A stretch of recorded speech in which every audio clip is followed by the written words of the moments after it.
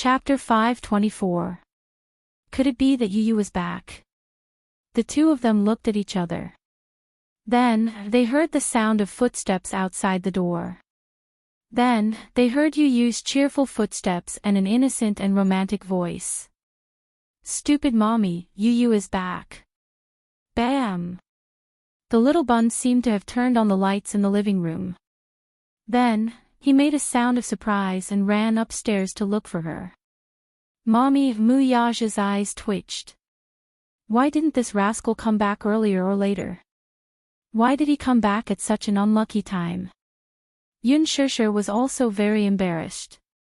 Her mind was blank, but she didn't dare to respond and hurriedly put on her coat. In the dark, she couldn't see where he threw the coat. She didn't dare to turn on the lights for fear of making too much noise. Yun Shishir was so embarrassed that she wanted to die. Why? She felt like she was about to be caught in the act. Where are my clothes?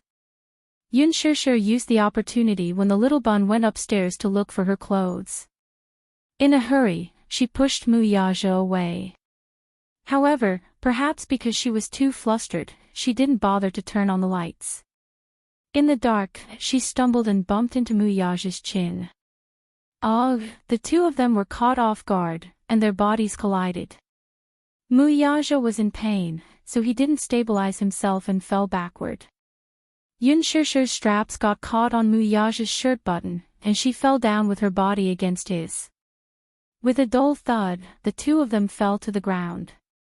Muyaja was a little speechless. He muttered, "Stupid woman. How dare you blame me? Don't you know how to turn on the lights first? Damn! What if he comes looking for you after I turn on the lights? Oh, lock the door first." Yun Shishir quickly got up, but she didn't realize that the strap on her dress was still wrapped around the man's shirt button. She got up, but due to the force of gravity, she fell back onto Muyaja's chest. The man was almost touched by her IQ. "Your clothes." "What do you mean?" "It caught my button." The man gritted his teeth. Yun Shishir's face was extremely embarrassed. She immediately reached out to untie it, but she couldn't untie it for a long time. Muyaja was both angry and amused. Why did he end up in such an awkward situation when he wanted to spend some time with her before he left the country? Turn on the lights first. Stand up first. How are you going to stand if my clothes are twisted and buttoned up? How am I supposed to turn on the lights with you on top of me? The man was silent for half a second. Where's the switch? Yun Shishir held her forehead and sighed. She was about to break down. Yun Tianyu wandered around upstairs but did not find anyone. He then ran to the rooftop to take a look. His mommy had some plants there, and she would usually water them when she got home. There was no one on the rooftop either. The little lad was puzzled. Could it be that she was not home yet? He was a little worried, so he quickly took out his phone and dialed Yun Shishir's number. After a few seconds of silence, a ringtone was heard from the living room downstairs. Black lines appeared on the little bun's forehead. Was she downstairs? Thus, he hurried downstairs and followed the ringtone to find Yun Shishir's bag on the cabinet. Was she already home? The corner of his eyes twitched violently. Why did no one respond to his call, then? Was Mommy playing hide-and-seek with him? Mommy, where are you? Yu is home. I want kisses and hugs. The man in the room heard him and was stunned. Why was this little bun so different in front of people and behind them? Chapter 525. What a mischievous person. He was cool and arrogant in front of him, but why did he become so adorable in front of Yun Shishir? Yun Shishir finally unbuttoned the straps on his shirt. When she heard his soft and adorable voice, she instinctively opened her mouth to respond, but before she could utter a word, she quickly covered her mouth in shock. Both of them looked at each other. Yun Shishir gestured at Muyaja to keep quiet. Shoot, now, even Muyaja could not help but feel that the two were not being affectionate and were having an affair. It was as if they were caught red-handed. Yun Shishir put on her coat and looked around. She walked to the floor-to-ceiling window and pulled it open. Outside was the courtyard. She turned to look at Muyaja and urged him in a low voice, "Leave quickly." Muyaja was inexplicably angry and snorted. "Why should I leave?" Yun Shishir was stunned. Yu is back. You should leave first, okay? I'm not leaving. I haven't kissed or hugged you. Do you think I'll leave just because you want me to? Muyaja leaned against the wall elegantly and mimicked Yu's tone. Yun Shishir's lips twitched violently. Stop fooling around. I'm not fooling around, Muyaja said coldly. You're a child, too. Yun Shishir was so angry that she laughed. Why were the father and son alike? Was it really a matter of genetics? When it came to acting shamelessly, the father and son were exactly alike.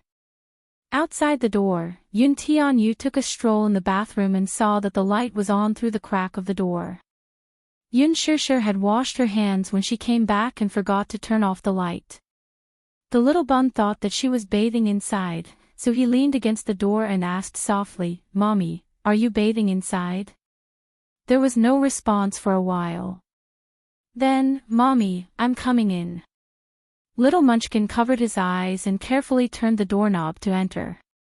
She peeked in the direction of the bathtub through the gaps between her fingers. No one. Little Munchkin crossed his arms in defeat and huffed angrily. Where is Mommy hiding? Went out. How could he not bring his phone with him when he went out? He walked out of the bathroom and looked at his mommy's bedroom. Through the crack in the door, she saw that the lights were off in the room, but there were shadows flashing by. Yun Tianyu cocked a brow in suspicion. He walked to the door and knocked on it. "Mommy, I know you're inside. Can I come in?" Yun Shishir's lips twitched as she glared at Muyaja. The latter had a relaxed look on his face, and there was no trace of panic on his face. He crooked his finger at her, and then his slender finger gently tapped his cheek as a hint. Even though Yun Shishir was angry, she couldn't do anything to him. She walked in front of him. The man grabbed her arm and pulled it hard, and she fell into his embrace. Yun Shishir gritted her teeth, tiptoed, held his handsome face, and kissed his thin lips. The kiss deepened. The kiss was urgent and anxious. Muyaja was a little displeased. This woman actually chased him away for her son. Hence, he bit the corner of her lips. Yun Shishir pursed her lips in pain and pulled away from his. She glared at him fiercely, asking with her eyes, "Are you satisfied now?" Muyaja looked at her embarrassed expression with a teasing look in his eyes. Seeing that the door was not locked, Yun Tianyu turned the doorknob. Just as he pushed the door open, the lights in the room lit up with a click. Slightly startled, Yun Tianyu looked over. Chapter 526. He saw Yun Shishir standing by the bed with her hands behind her back. She looked at him with a smile. "Baby, you're back." Yun Tianyu was stunned for a moment before he fixed his eyes on her face. He scanned her from head to toe. Yu's gaze then landed on her neck. There was a faint mark of intimacy there. Although it was not eye-catching, it made Yun Shishir's snow-white skin look exceptionally red. Yun Tianyu's eyes met hers. He was startled and raised an eyebrow suspiciously. He saw Yun Shishir standing by the bed with an embarrassed expression. Her clothes were a little messy, especially at the collar, which had some creases. She forced a smile on her face, but it could not hide her panic and embarrassment. Her eyes revealed an unnatural smile, especially under Yu's suspicious gaze, which made her smile look even more awkward and stiff. Yu. Yun Shishir called out to him awkwardly. Following his gaze, she realized that her clothes were a little wrinkled. She then smiled awkwardly, only to see Yu Yu's eyes still sizing her up. As if he had caught some clues, the expression on his young face darkened. His gaze made her feel extremely awkward. There was a moment of dead silence. Yun Shishir broke the awkwardness. Yu Yu, what's wrong with you? Yu Yu was silent for a moment before he glanced at her from the corner of his eyes. With a strange look, he asked, Mommy, I called you so many times, why didn't you reply to me? Because, Mommy, are you doing something sneaky? Yun Shishir's face turned red as she choked on her words. She had no words to explain. She sat by the bed and patted it. Come, Yu Yu, sit. She tried to change the topic. Yu Yu was still suspicious. He looked around and saw that the room was neat and tidy. There was nothing out of the ordinary. Only then did he dispel some of his doubts. He walked over and threw himself into Yun Shishir's arms. Mommy. Yu Yu frowned when she threw herself into Yun Shishir's arms. His nose was especially sensitive, and he immediately smelled the fresh and elegant fragrance on Yun Shishir's body. His sharp nose told him that it was a man's perfume, a little like cologne. When he used to go shopping with his mother, he had smelled the same scent when they passed by the perfume counter.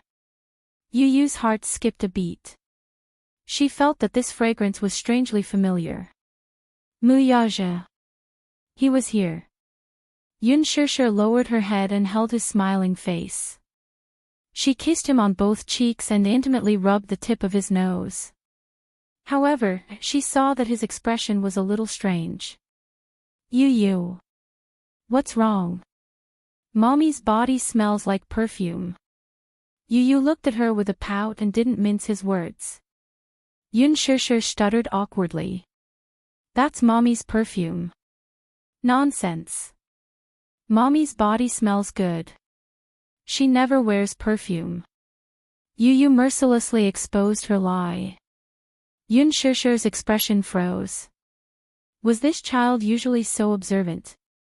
He even knew whether she wore perfume or not. Yu Yu decided to get to the bottom of this. Hence, he pointed at the red mark on her neck and asked, What's this? Where? Here. It's red. Yu Yu narrowed his eyes and continued to ask. Chapter 527. Ah, when did he leave it? That bastard. Yu Yu chased after her and asked, Mommy, what's that? It's a mosquito bite. That's not a mosquito bite. Yu Yu placed his hands on his chest. He was obviously unhappy with her contradictory explanation. She turned around and saw the little bun looking at her suspiciously. He suddenly said, There's something going on. Silence. Did this child have to be so sensitive? The child was too smart. It wasn't good. She didn't know how to deal with it. Yun Shishir didn't know whether to laugh or cry. She hurriedly went into the bathroom and tidied up her messy clothes in front of the mirror. Yu Yu walked around the room and suddenly found a shoe print on the floor-to-ceiling window. They had hired a cleaner and a cleaner would come to clean the room regularly every day. The room was always clean. He squatted down and touched the print. It was still fresh and seemed to have been left not long ago. He walked to the floor-to-ceiling window and pushed it open. He walked to the balcony and turned on the lights in the courtyard. He looked around. Who? There was a melodious whistle. Yu Yu's expression changed. He looked in the direction of the sound and saw a tall man standing under a tree in the courtyard with his hands in his pockets. Who's that? Muyaja slowly walked out from under the tree. Under the light, his handsome face broke into a sinister smirk, which was full of evil intent. He was wearing a shirt with the collar slightly open. There was also a red kiss mark on the same spot as Yun Shishir's. It was bright and eye-catching. Muyaja smiled evilly and looked at Yu Yu provocatively. This man was clearly openly provoking him. Yu Yu clenched his fists in anger. His expression turned cold and he looked unhappy. Muyaja, however, seemed to ignore the anger on his face as he turned around and boldly left through the courtyard's back door.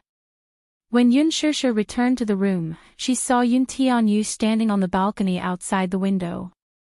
His stiff back showed a hint of anger. "What's wrong? Yu." Yun Shusha walked over and squatted in front of him. Yun Tianyu's handsome little face scrunched up in sadness. His eyes were brimming with tears. He looked so aggrieved that it was as if the sky was about to collapse on him. His little mouth pouted high into the air. "I'm not happy. I want mommy's kisses and hugs." He had been working so hard outside, only to find that his dear mommy had been snatched away by that man. She had been kissed and hugged. She did not feel happy. Yun Shusha immediately hugged him and coaxed him. "Yu baby, what's wrong? Mommy betrayed me." Yu cried as he rubbed his tears. "Mommy must have other babies in her heart. Yu is no longer the first in her heart." Yun Shusha broke out in a cold sweat and quickly coaxed him. No. You will always be the first in mommy's heart. No one can replace you." Woo. "I don't believe it." Yu complained tearfully. "Mommy's heart has changed. Mommy doesn't love Yu anymore. Yu's heart hurts so much. Woo. It's shattered into pieces." Chapter 528. Nonsense. Yu's heart was fine, how could it be broken into pieces? "Come, let mommy give you a kiss." "Yu, don't cry." Thus, she cupped Yu's face in her hands and gave him a big kiss. Yu's tears streamed down his cheeks as he moved his other cheek to her with an aggrieved look. This side, Yun Shusha quickly added another kiss. "Kiss me on the mouth." Yu pouted his pinkish lips aggrievedly.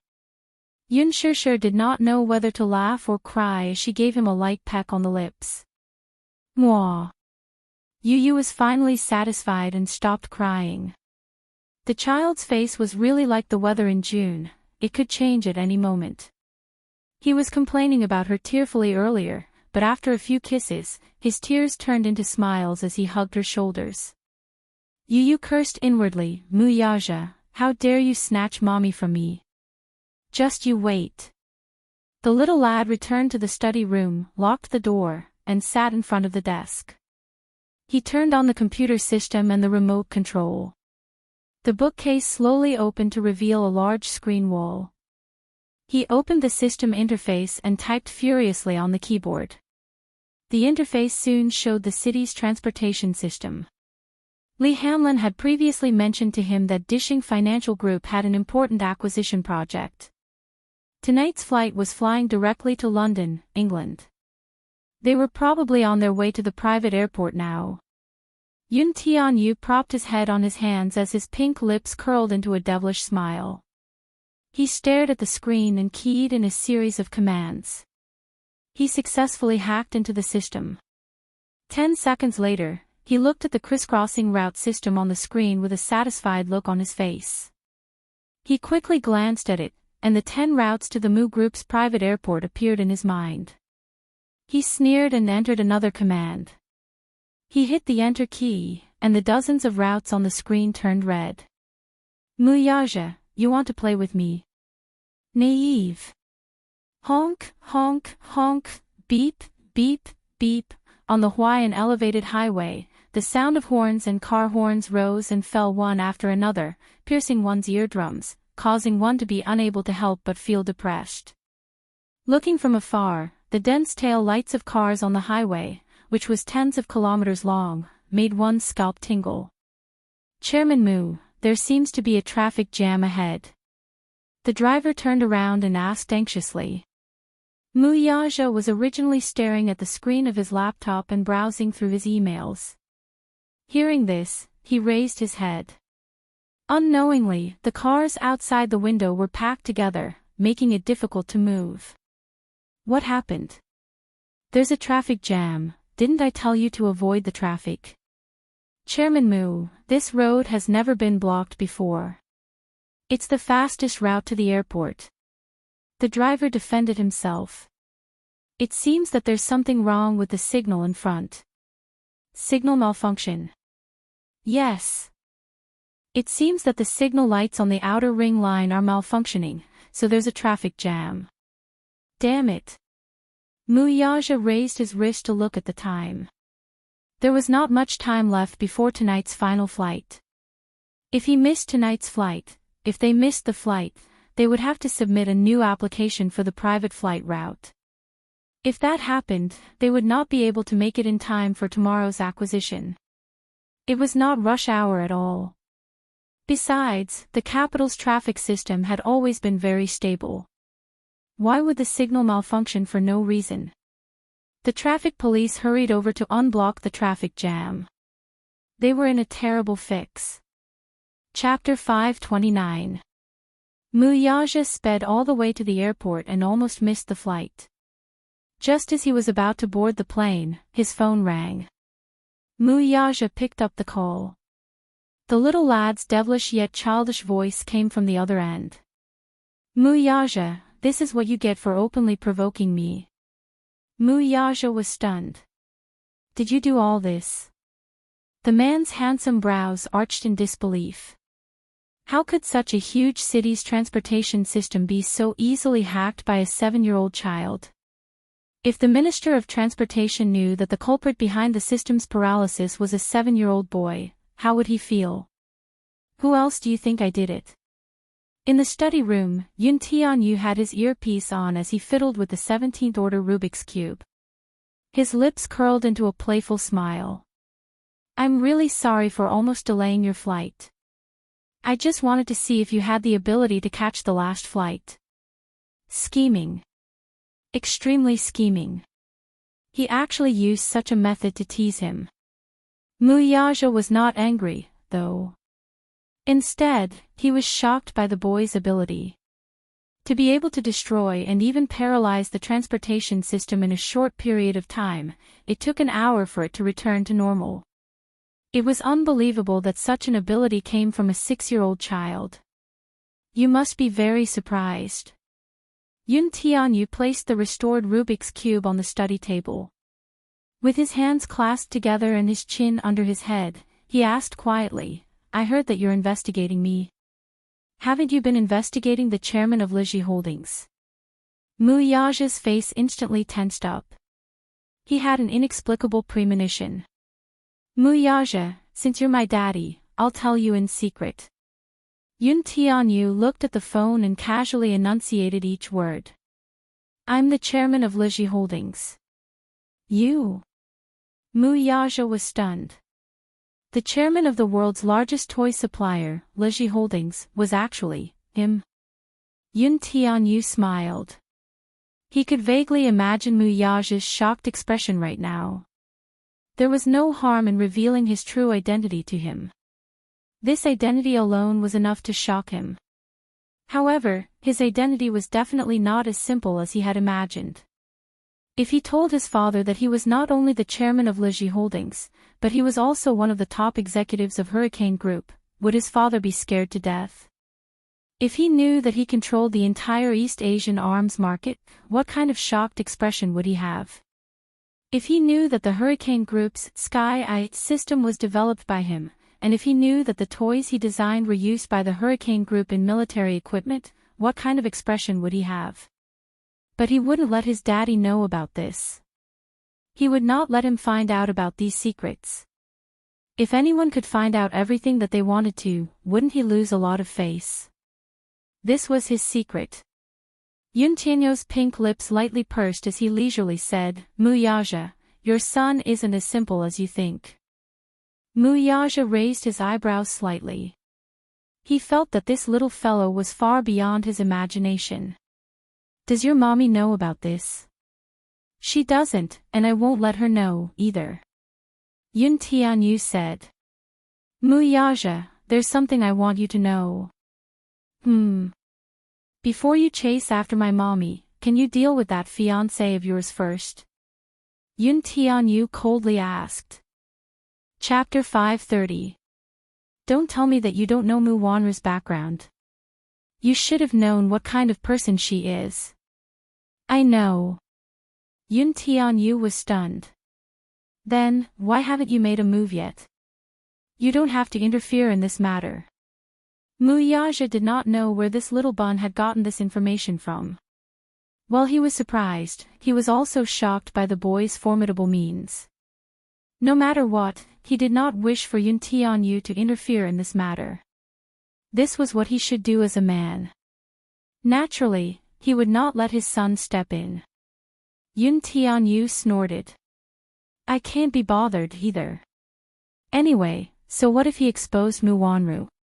He did not wish for his mother to return to the Mu family and become the so-called Missy of the Mu family. He disdained it. Status, power, and wealth, whatever the Mu family had, he had as well. Returning to the Mu family might not be a good thing for his mother.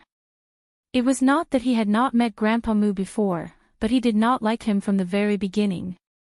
He had a nagging feeling that this old man was not a simple character. From his eyes, Yun Tianyu could see too many things. His intuition told him that returning to the Mu family would bring more misfortune than fortune to his mother. After investigating Mu Wanru, Li Hanlin found out another thing. Yun Shishir had been in a car accident when she was 9 years old. That accident was very tragic. Out of the 3 people in the car, 1 was dead, 1 was injured, and 1 was missing. He heard that Yun Shishir's mother had passed away in a car accident along with the car. Li Hanlin, on the other hand, found out that the car accident was not a simple accident. He heard that in the early years, Mu Xing doted on his adopted daughter, Mu Qingqing, very much. For generations, the Mu family had a golden carved jade pendant that was passed down to the male and not the female. It was only passed down to the heir. At that time, Mu Lianqing was the Mu family's second heir, yet Mu Xing gave this jade pendant to Mu Qingqing as a personal keepsake. One could imagine how important she was to him. Later, she fell in love with a smuggler and got pregnant before marriage. This made Grandpa Mu furious and even forced her to abort the child in her womb. Mu Qingqing refused to comply and left the Mu family. From then on, her whereabouts were unknown. In order to find his beloved daughter, he did not hesitate to turn the capital upside down. A few years later, it was rumored that Mu Qingqing was hunted down by the underworld. Her car overturned during the chase and she fell off a cliff. But was it really because he was being hunted by the underworld? Li Hanlin even suspected that Mu Qingqing's car accident had something to do with this man. Rumor had it that Mu Xing loved his daughter so much that his love for Mu Qingqing was almost twisted. If that was the case, then the Mu family was no different from a tiger's den. Naturally, he would not let his mommy return to such a scary place. Since you like my mommy, please don't let her be accused of something she didn't do. Before you chase after my mommy, clean up all the women around you. Remember, this is my bottom line. Yun Tianyu said coldly, showing no mercy to her. This was undoubtedly a negotiation with him. There was no doubt that Yun Tianyu had the right to negotiate with him. My mommy is beautiful, gentle, and has such an outstanding son like me. Do you think she can only have you?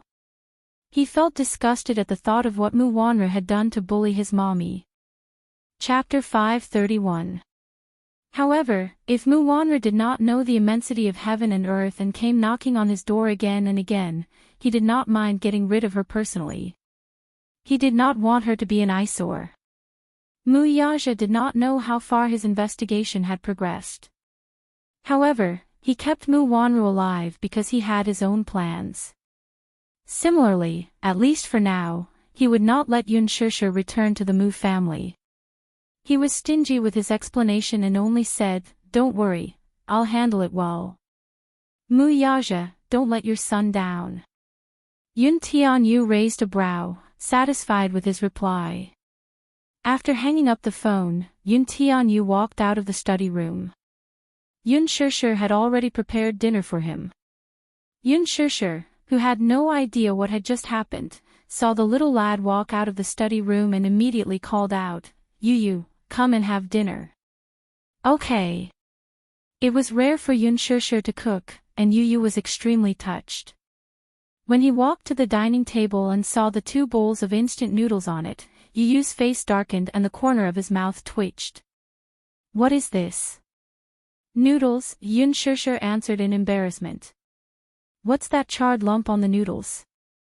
Yu pointed stiffly at the lump of unknown yellowish substance floating on the surface of the noodles. Yun Shushu nervously answered, it's a poached egg. I didn't pay attention to the heat when I was frying it. Then, what about this? Yu fiddled with his chopsticks, and some diced meat floated in the broth. Square leg meat. It's more flavorful after being diced, Yun Shushu explained. Yu remained silent. Mommy, I want it to be simpler. Besides, the instant noodles are delicious. Yu, don't be picky. Mommy has worked very hard. Yun Shushu looked guilty and begged for mercy with her hands clasped together. Mommy, your cooking skills are so poor, aren't you afraid that you won't be able to get married? Yun Shushu said without thinking, I'm not afraid. Why? Yu sat down at the table and asked curiously. Because Yu's cooking is the best. Whoever marries Mommy is simply blessed by the heavens. Yun Shushu said with a face full of satisfaction. Yu blushed and said, Mommy is the worst. Dinner was the simplest of instant noodles, fried eggs, and diced meat. It seemed a little shabby. However, she hadn't cooked for a long time. She didn't have much inspiration after entering the kitchen, so she simply made 2 bowls of noodles. It was simple and convenient. Even though Yu complained, she still finished the broth without leaving a single drop behind. It was his dearest mommy who cooked it, after all. Even if the standard of the fried eggs was not satisfactory, they were cooked by his mommy, after all.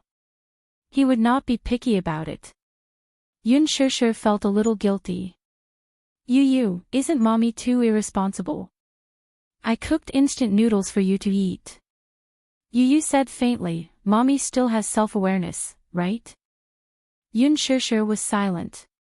Forget it. I forgive you. Yu put down his bowl and chopsticks, looked up at her, and smiled. My mommy is only responsible for being beautiful, while Yu is responsible for earning money to support the family. You are only 7 years old. How can you earn money to support the family? Yun Shushu was amused by him. What if I say that I can? Yun Tianyu suddenly asked. Ha! Yun Shushu did not understand what he meant. Forget it. Mommy is so stupid. He still did not have the courage to confess everything to her. Forget it. Let's wait a while more. I'll find a suitable opportunity to confess everything to her. Chapter 532. On the private jet. Muyaja sat leisurely on the sofa, stirring his coffee absent-mindedly. His eyes were gloomy and deep. Yun Tianyo's arrogant words still rang in his ears. For the past 2 days, he had indeed ordered people to investigate who Lizhi Holdings' senior board members were. Never would he have thought that the chairman of Lizhi Holdings a year ago was actually Yun Tianyu. A year ago. How old was he? 6 years old. A 6-year-old kid sitting on the board of directors? Who would believe that? It was no wonder. Even Lizhi Holdings' senior management had not seen this mysterious chairman before. If anyone were to find out that the chairman was actually a 7-year-old kid, no one would be able to accept it. What was the relationship between Yun Tianyu and Hurricane Group? He found out that the chairman was inextricably linked to the Hurricane Group. Could it be that Yun Tianyu had a close relationship with the Hurricane Group? He had threatened him to get rid of the women around him.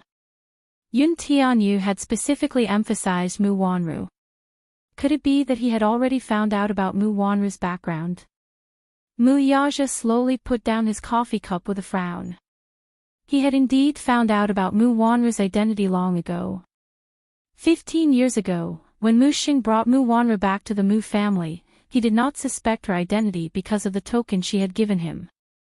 Because he was obsessed with Mu Qingqing, he poured all his love and longing for her to Mu Wanru.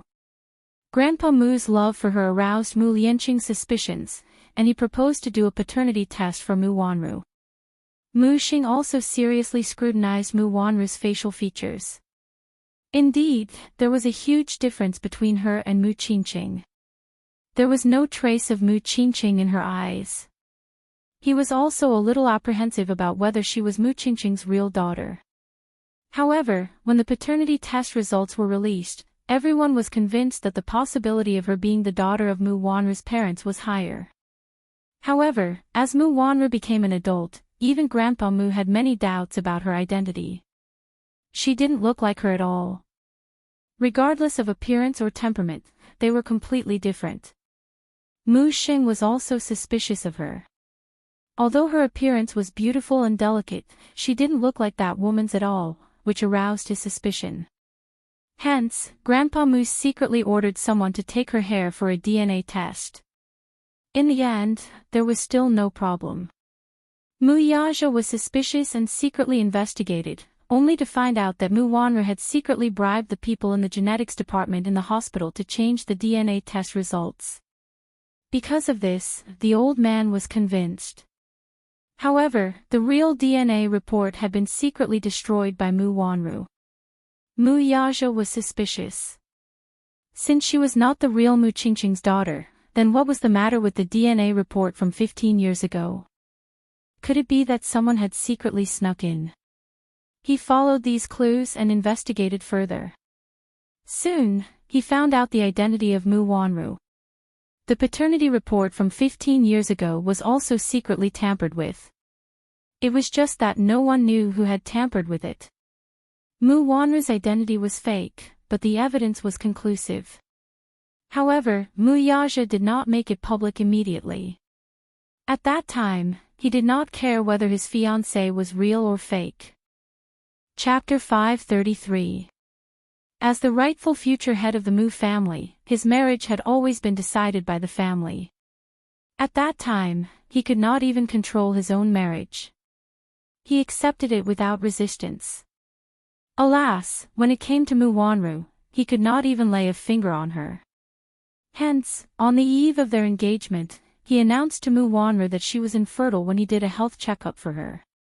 Without a doubt, Mu Wanru was healthy and could conceive a healthy baby. However, the authoritative professor that Mu Yaja had bribed claimed that she was infertile. This news was like a bolt from the blue, and Mu Wanru was dealt a heavy blow. Her inability to conceive meant that her so-called young Madame Mu was merely a title and name to the Mu family, which valued the continuation of the family line. The Mu group had the most authoritative medical research center. Hence, even though Mu Wanru was unwilling to accept the truth of her infertility, she did not doubt it. Mu Wanru was heartbroken when she learned that she was infertile, but she could only accept the reality helplessly. Mu Xing, on the other hand, felt that it was a pity. Hence, the surrogacy contract was formed. However, it was also because of this that he accidentally found out that Yun Shishir was Mu Qingqing's biological child. Fate had played a huge joke on him. Yun Shishir woke up early in the morning. Yun Yeqing had sent Yun Tianyu to kindergarten. Before he left, he specially prepared breakfast for her and left a note with his neat and delicate handwriting. Mommy, Yu is going to school. I wish you all the best for today's opening ceremony. Fighting. Yun Shishir was surprised. This little guy's handwriting was really beautiful. Hence, she ate happily with Yu's breakfast. When she was ready to leave the house, she saw a long Bentley and a Mercedes-Benz parked at the entrance. A few men in black suits stood respectfully at the entrance. When they saw her, their gazes fell on her with a swoosh. Yun Shishir was so taken aback that she took a step back. She was quite taken aback by the grandeur of the event. You guys are. Miss Yun, we are under President Mu's orders to escort you to the film studio for the opening ceremony. Chairman Mu. Yun Shishir was stunned for a moment before she reacted. Mu Yaja. Why did he make such a big scene? Yun Shishir suddenly recalled Qin Zhou's complaint to him that day. Mu Yaja had given Lin Fengtian an ultimatum. She was not allowed to have intimate physical contact with any male actors. Not to mention kissing, even holding hands would require a substitute. Lin Fengtian was so angry that he almost had a stroke. At first, she thought it was a joke. However, when she saw this scene, she suddenly realized that Mu Yaja was serious. This man was so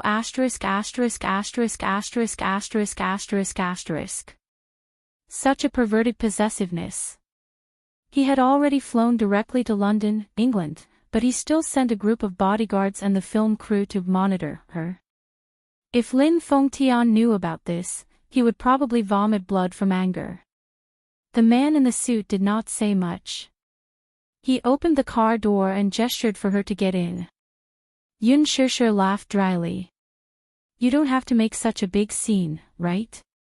I can go by myself. Miss Yun, this is Chairman Mu's order. Please don't make things difficult for us. The man in the suit said in a low voice, but his tone was firm.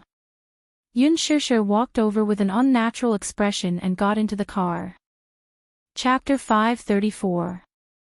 Today was the opening ceremony of The Green Apple.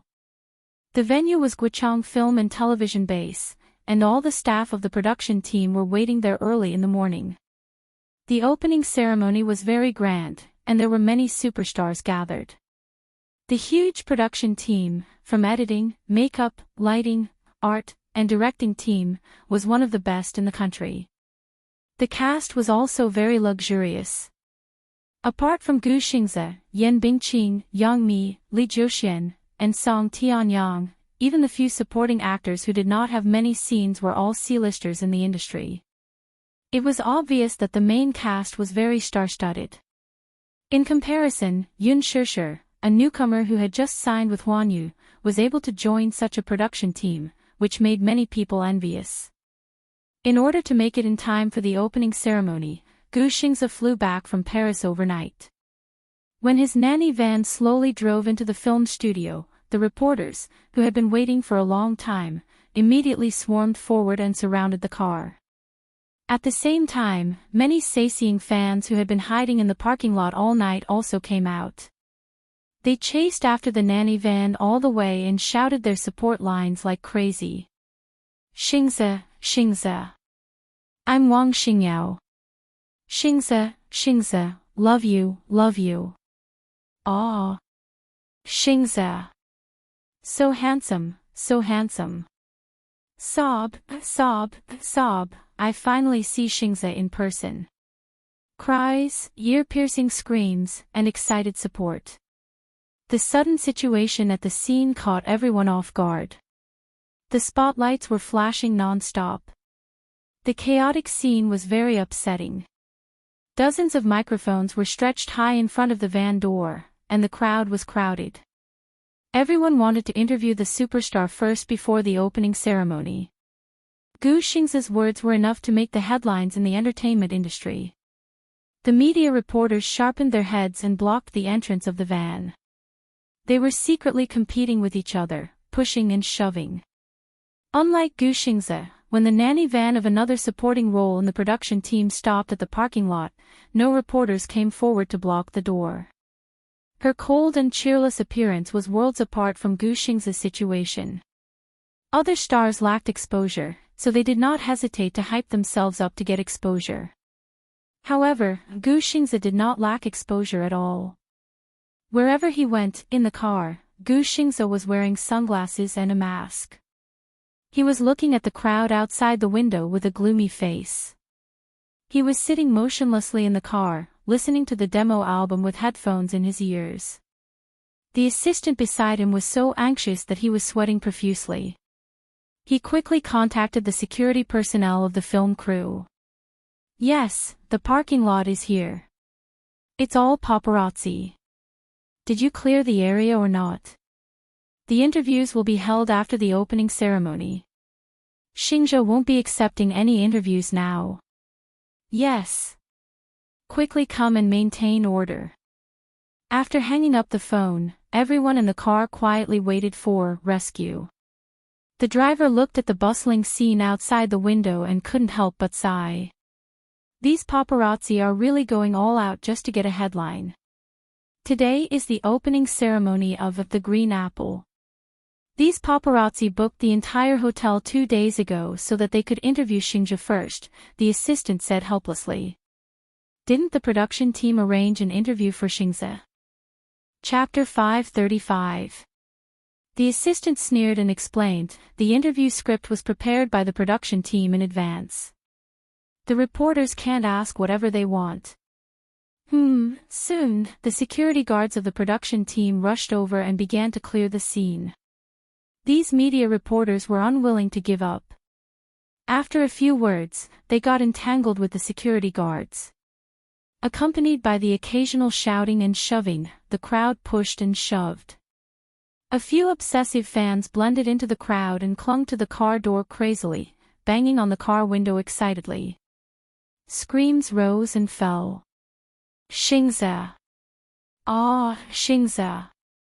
Xingzhe. I love you, I love you. You'll always be my Prince Charming. Hubby. Hubby. A few obsessive fans finally saw their idol's face up close. They could no longer hold back their excitement and tears streamed down their cheeks. Gu Xingzhe ignored them.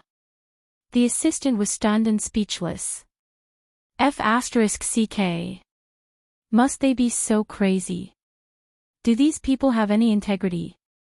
This is too exaggerated. The opening ceremony is about to start. What's wrong with the production team? Why is the security so bad? They can't even clear the scene. What should we do? Someone complained. I guess the production team didn't expect Xingzhe's popularity to be so terrifying. Yun Shishir sat in the car. As soon as the car drove into the parking lot, she could hear the ear-piercing noise of the crowd through the car window. She looked out of the car window in surprise, only to see a nanny van surrounded by a crazy crowd. Among them, there were the security guards of the production team. Many media reporters carried their cameras and held recording pens. They blocked the front of the car and refused to budge. There were also many fanatical fans banging on the windows and doors as if they wanted to shatter the car window. The crazy scene made everyone speechless. What was going on? Yun Shishir shuddered with fear as she watched. In the past, she had only seen such a scene on television. However, at this moment, the feeling of being in the situation was terrifying. The car came to a steady stop. Yun Shishir got out of the car. At this moment, the sun was already a little dazzling. The bodyguards immediately held up an umbrella to shield her from the sun. The group of people carefully hugged her and walked quickly to the set. Not far away, a sharp-eyed media reporter saw her and exclaimed, Isn't that Yun Shishir? Oh my God, is that Yun Shishir? Everyone was extremely surprised and followed his line of sight. Yun Shishir had just gotten out of a Mercedes-Benz minivan, and a group of bodyguards in black surrounded her in the center of the crowd. There were more than 10 bodyguards in front and behind her, and the extravagance was frightening. All the reporters present were familiar with the name Yun Shishir. At Huanyu's cocktail party, Yun Shishir was dressed to the nines as Gu Xingzhe's female companion. She shocked the world and stole the limelight from many A-list female stars. Behind the scenes, many people were secretly speculating about the identity of this Yun Shishir. For a newcomer who had yet to debut to be able to attend Huanyu's annual cocktail party, and as the Heavenly King's female companion at that, it was truly enviable. After the reception, he successfully signed a contract with Huanyu's headquarters and officially debuted. As soon as she debuted, she was handpicked by Lin Fengtian to be the female lead in his new movie, becoming the new generation of Lady Phoenix. However, what made people speechless was that the manager she signed with was actually Qin Zhou, the person who made Gu Xingze a superstar. Could it be that she had some shocking background? She could actually make two A-list actresses, Yang Mi and Yan Bingqing, to be her foil. Chapter 536. Hence, a group of reporters scrambled to get close to Yun Shishir. When Yun Shishir saw the reporters carrying big and small bags and cameras rushing toward her like a wave, her expression changed and she instinctively took a step back. Immediately, a bodyguard stood in front of her and blocked the reporters for her. The bodyguards sent by Mu Yazhe were all top experts. They were well-trained and did not care about the paparazzi at all. The bodyguards stood there with cold expressions. They were tall and strong, and their aura was shocking. Just their aura alone was enough to suppress the reporters. When the reporters saw this, they could not help but feel a little guilty and stopped in their tracks. What's going on? Why are the paparazzi running away? In the car, Gu Xingze's assistant noticed that the reporters were suddenly rushing in one direction. Puzzled, he followed the direction they were heading and saw a group of reporters chasing after an elegant-looking woman with their cameras raised. The bodyguards kept chasing them away. The paparazzi did not dare to go too far and could only follow behind unwillingly. The bodyguards protected Yun Shishir and left quickly. The scene was orderly. Yun Shishir, the female lead of this movie. She's here too. But, what a grand display. The assistant was dumbfounded. Gu Xingze turned around and looked through the car window at Yun Shishir, who was in the middle of the crowd. His gaze deepened. The assistant patted him on the shoulder. Get out of the car now, Xingze. Thanks to Yun Shishir, the paparazzi were chasing after her. The assistant got out of the car. Coincidentally, a few bodyguards from the production team rushed over and chased the sightseeing fans out. The bodyguards protected Gu Xingze and rushed to the venue. Sister Bingqing, is that girl the Yun Shishir you were talking about? The newbie who talked back to you last time. After Yan Bingqing got out of the car, the assistant beside her pointed at Yun Shishir's back and asked with a displeased expression. The latter snorted coldly as a look of contempt appeared on her face. It's this B***TCH. She actually dared to embarrass me during the trial shoot. She even dared to talk back to me. She doesn't know her place. I heard that she landed on the set out of nowhere. Could it be that she was taken advantage of? Otherwise, with her standard, how could she have so many resources when she just debuted? One look and I can tell that she has a shady background. Yan Bingqing said viciously. If it weren't for her, the female lead would have been me.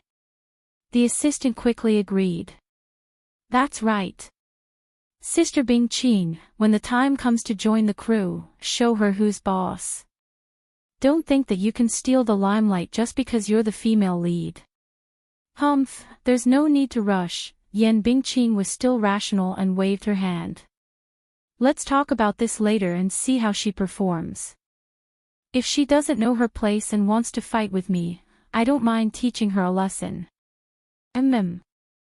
Sister Bingqing, you're an A-lister. She's not even an A-lister.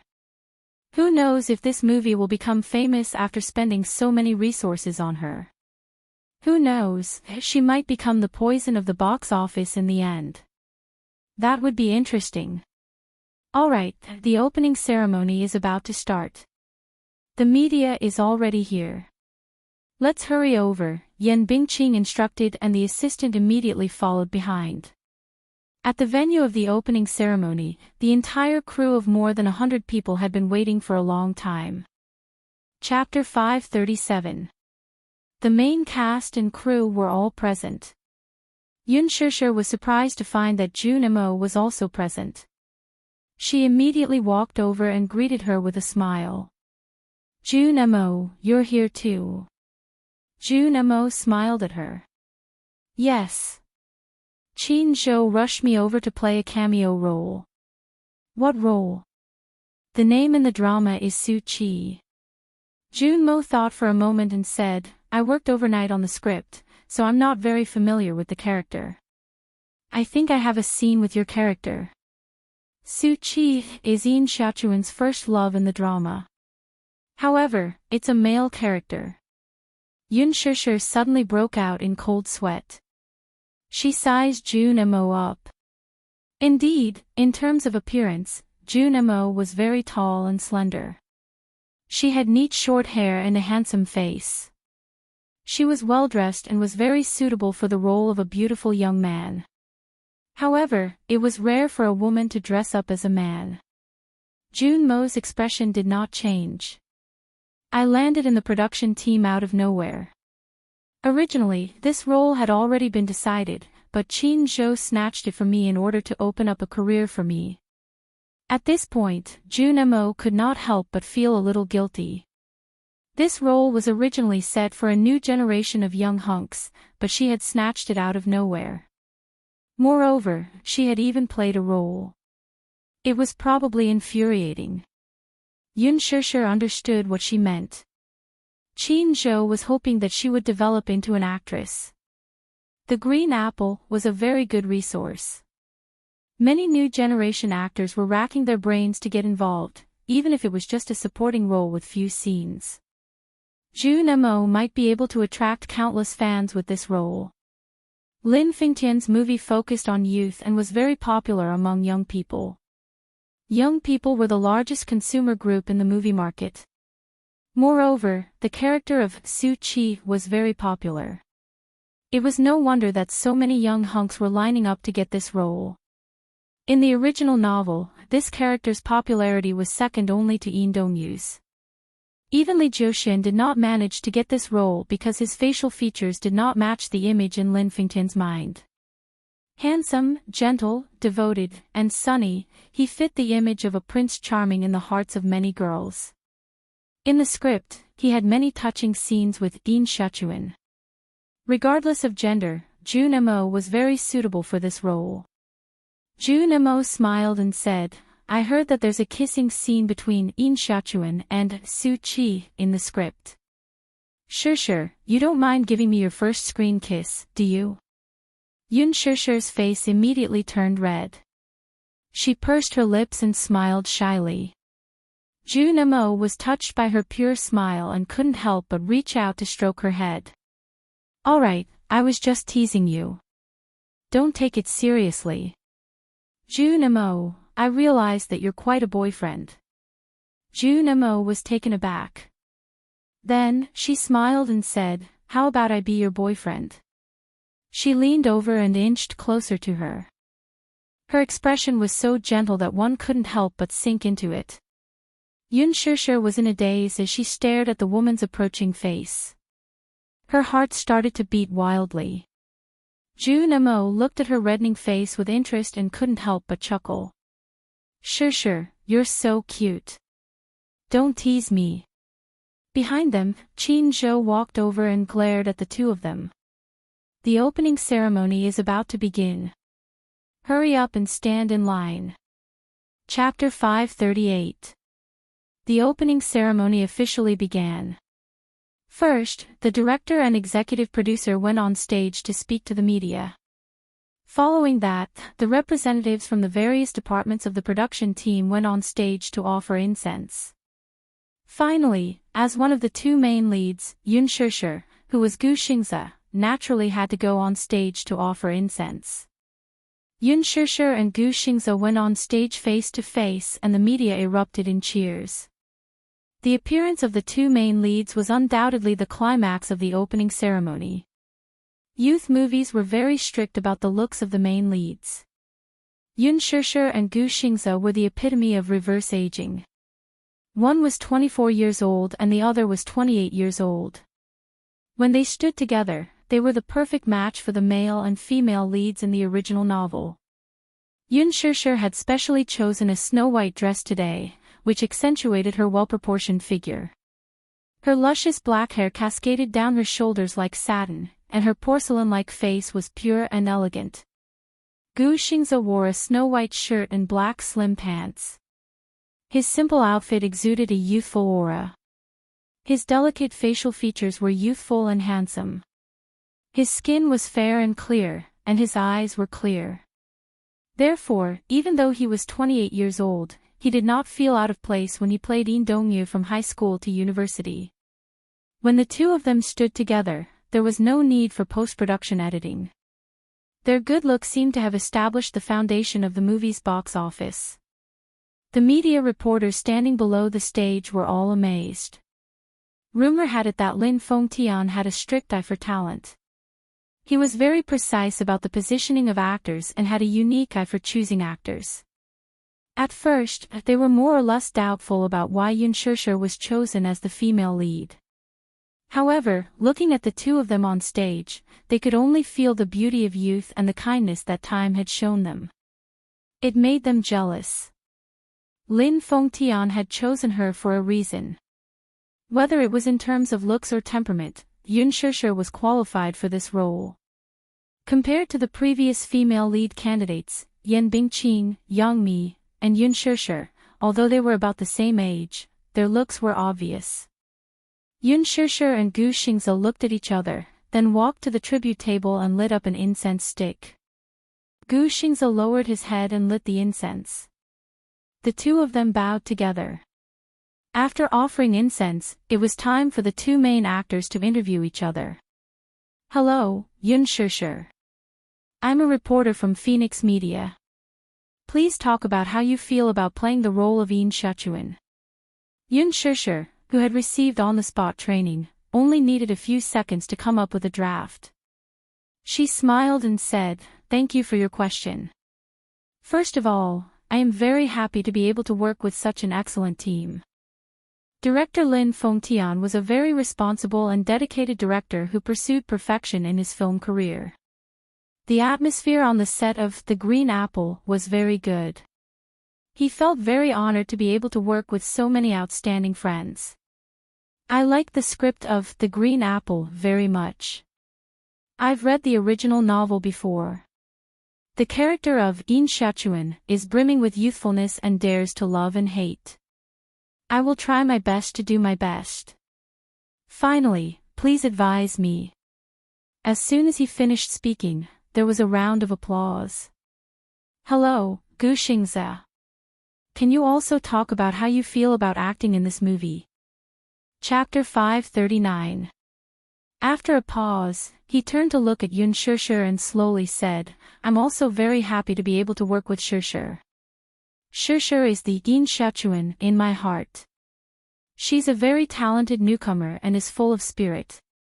I'm very happy to work with her, and I hope that the upcoming filming will go smoothly. Everyone, please look forward to The Green Apple. Thank you. A reporter immediately raised his hand and asked, Xingze, there are rumors that you were the one who recommended Yoon Shur to director Lin. Can you verify if this rumor is true? There was a moment of silence. Everyone looked at each other. Yoon Shur was recommended to Lin Fengtian by Gu Xingze. Gu Xingze was silent for a while, then slowly nodded and said, yes. The media reporters below the stage immediately exploded. The situation was a little out of control. Originally, the reporters who were invited for an interview had already been arranged by the production team. Now that Gu Xingze's speech had caused the reporters to become restless, the questions they asked were getting more and more deviated from the main topic of the interview. Xingze, what's your relationship with Yoon Shur? Gu Xingze calmly replied, we're friends. Just ordinary friends. There are rumors that Yoon Shur is your first girlfriend. Is this true? Nonsense.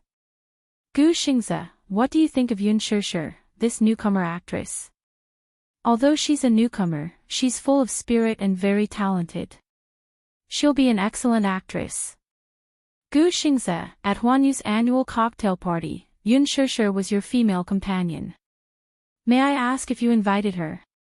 I invited her to be my female companion. May I ask if she and you, seeing that the situation was getting out of control, Qin Zhou immediately sent people to escort Yoon Shur and Gu Xingze off the stage.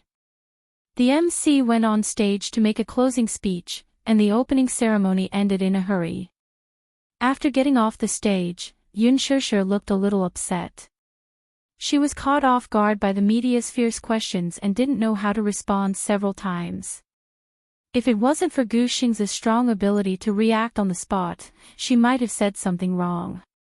Gu Xingze had been in the entertainment industry for 10 years, so he was experienced in reacting on the spot. He had long been used to such situations, so he was able to react fluently. But to her, it was inevitable that she was not used to it. Gu Xingze looked down at her flustered expression and asked softly, "Are you scared?" "A little." Yun Shishir was still in a state of shock. These media reporters should have interview scripts. How did the situation get completely out of control in the end? Gu Xingze patted her on the shoulder and comforted her. The media is like this. They are all pervasive and take advantage of every opportunity. Even if they have interview scripts, they won't follow the routine. Yes, thank you for just now. If it wasn't for you, I wouldn't know what to do. Yun Shishir thanked him sincerely. Gu Xingze only smiled. Qin Zhou rushed over. When he saw Yun Shishir, he scolded her. "Why is your ability to react on the spot so bad? What happened to the skills you learned?" Yun Shishir looked aggrieved. "Chairman Qin, it's my first time." Qin Zhou was angry and ignored her explanation. "You almost said something wrong a few times just now. You really scared me to death. If it wasn't for Xingze, you would definitely have been led into the gutter by those sly media reporters." Yun Shishir was scolded until she felt hopeless. Chapter 540. Even if you don't know how to respond, you have to smile, okay? You have to maintain the demeanor of a goddess at all times. What's with that confused face just now? Reporters always choose to publish articles with gimmicks when they take photos. You were so stunning at the cocktail party before, and now your ugly photos are taken by the reporters. Do you still want your goddess-like demeanor? Yun Shishir felt as if her soul was about to leave her body after listening to her vicious scolding. Gu Xingze frowned and said, "Qin Zhou, be gentler." "Okay, pack up. There's a photo with the main creator later. Remember, if someone wants to take your spot, don't give way, okay? You're the female lead, so you can just stand next to Xingze." Qin Zhou was a little worried that Yan Bingqing would take his spot. Yun Shishir nodded. After taking the photo with the main creators, the opening ceremony officially ended. In the blink of an eye, it was already evening. "Let's have dinner together." Gu Xingze walked to Yun Shishir and asked. Yun Shishir licked her lips. She was a little hungry, so she nodded slightly. He asked again, "What do you want to eat?" What's good around here?" Gu Xingze said, "We'll go eat whatever you want to eat." Yun Shishir smiled playfully and said, "Let's go eat Western food then." Gu Xingze broke into a smile and readily agreed. Secret Love Western Restaurant was located in the busiest area of Huaihai Road. The decorations were elegant, and the Western food was exquisite, so it was very popular. If one didn't make a reservation, it would be difficult to get a seat. Moreover, it was meal time now. Knowing that Yun Shishir wanted to eat Secret Love Western food, Gu Xingze sent someone to call and make a reservation in advance. Naturally, it was a matter of course. The restaurant manager even specially arranged an elegant booth for them. It had elegant lighting, glass windows, and beaded curtains. It was uniquely romantic. Therefore, when the waiter led them to the booth, Yun Shishir felt a little happy and excited. She sat on the seat contentedly, her little head turning around curiously, looking at the decorations of the booth. Gu Xingze sat down gracefully. As soon as he sat down, Yun Shishir looked up and flashed him a brilliant smile. She said happily, "The atmosphere here is so romantic. It's a good place." "Thank you, Xingze." Gu Xingze was slightly stunned. He suddenly realized that she was thanking him for bringing her to eat Western food.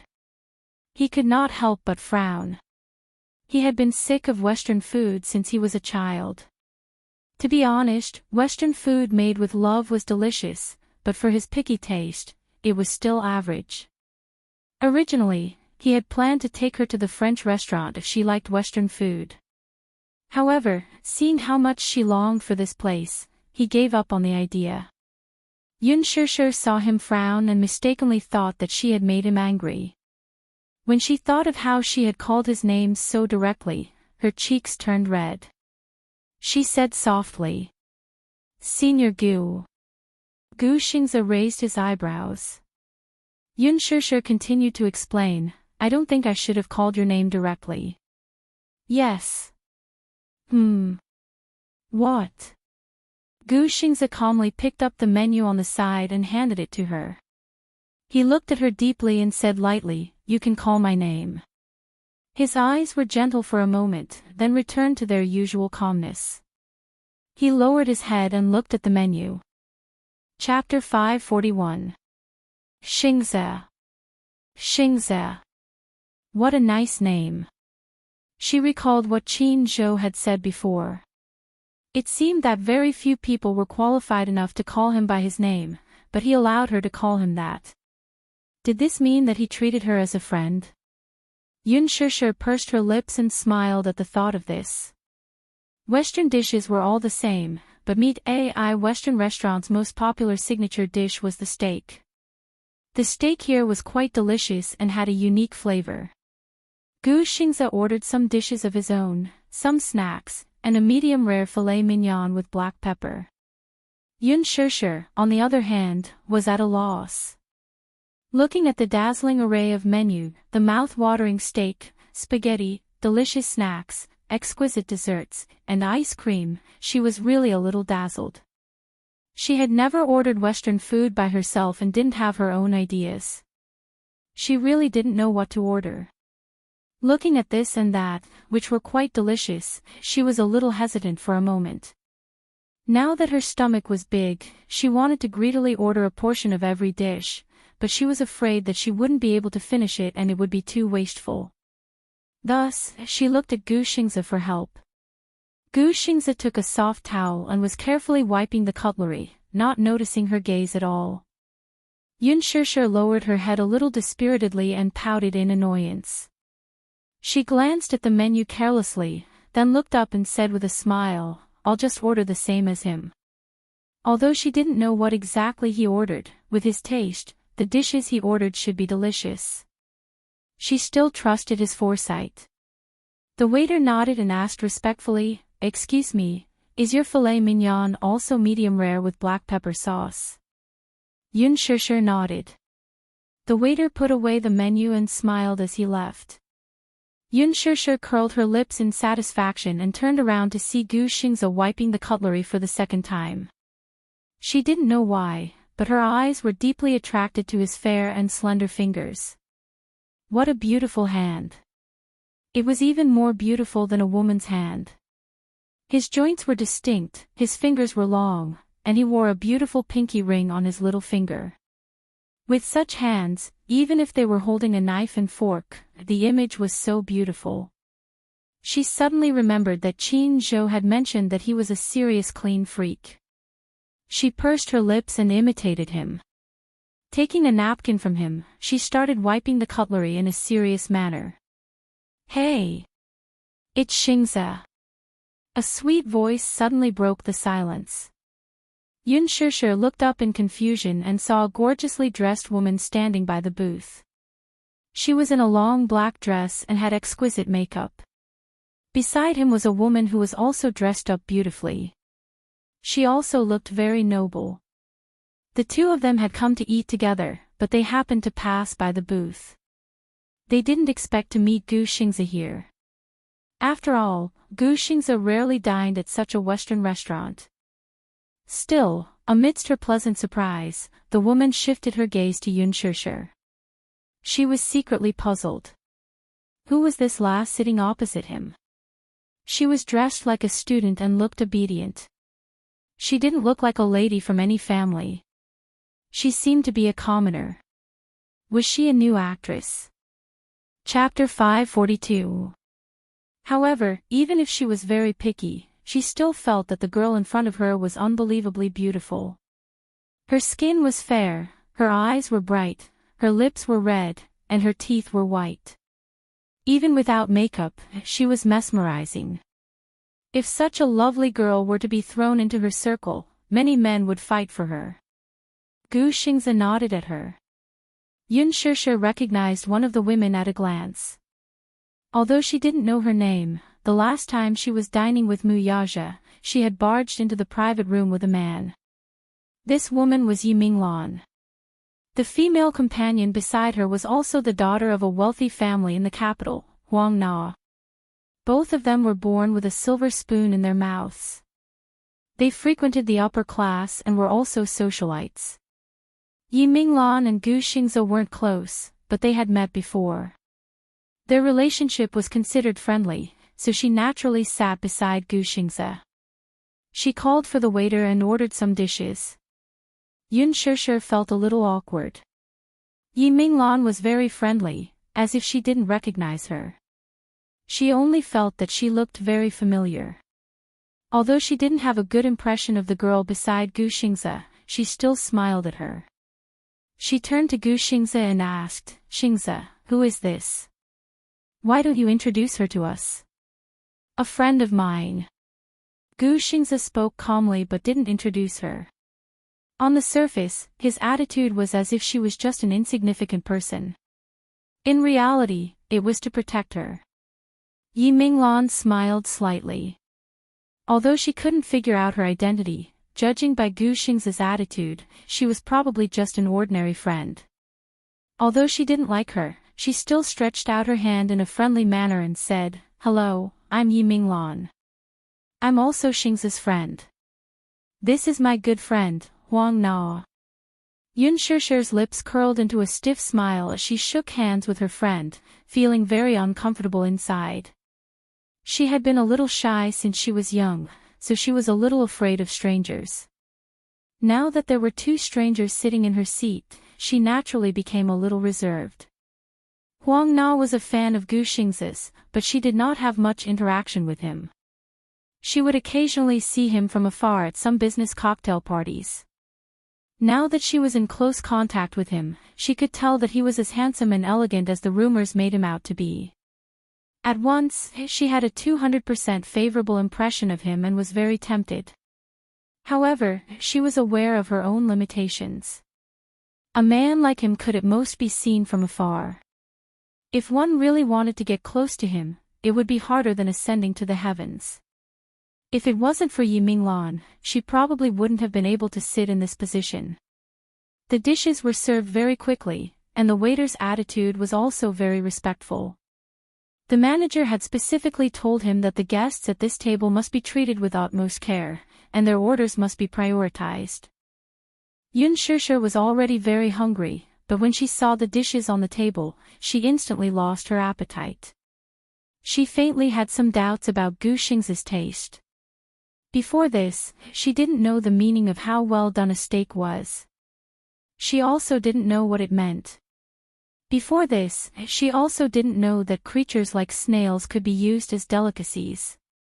Chapter 543. How was she supposed to eat it? But the food had already been served. She couldn't possibly return it, right? That would make her a laughing stock. Thus, she gritted her teeth and looked like she was facing death calmly. She picked up her knife and fork and started cutting the steak. After all, it was still half raw. The cutlery used in Honey Love Western food was made of stainless steel, so it was a little heavy. In addition, she wasn't very good at using a knife and fork, so she couldn't cut it no matter how hard she tried.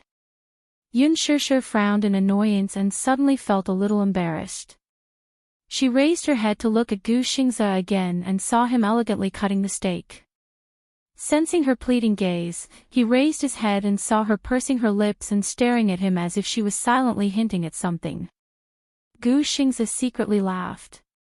This little fool just had to order the same meal as him. His taste had always been more unique, so how could she possibly get used to it? He quietly swapped his plate with hers. Yun Shishir was stunned.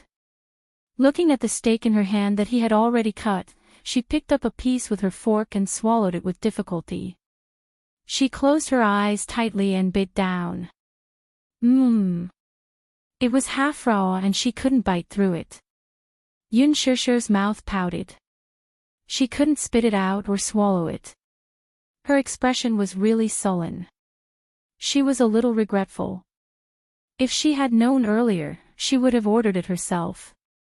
Yi Minglan's food was quickly served. They were all exquisite snacks that made Yun Shishir's heart skip a beat.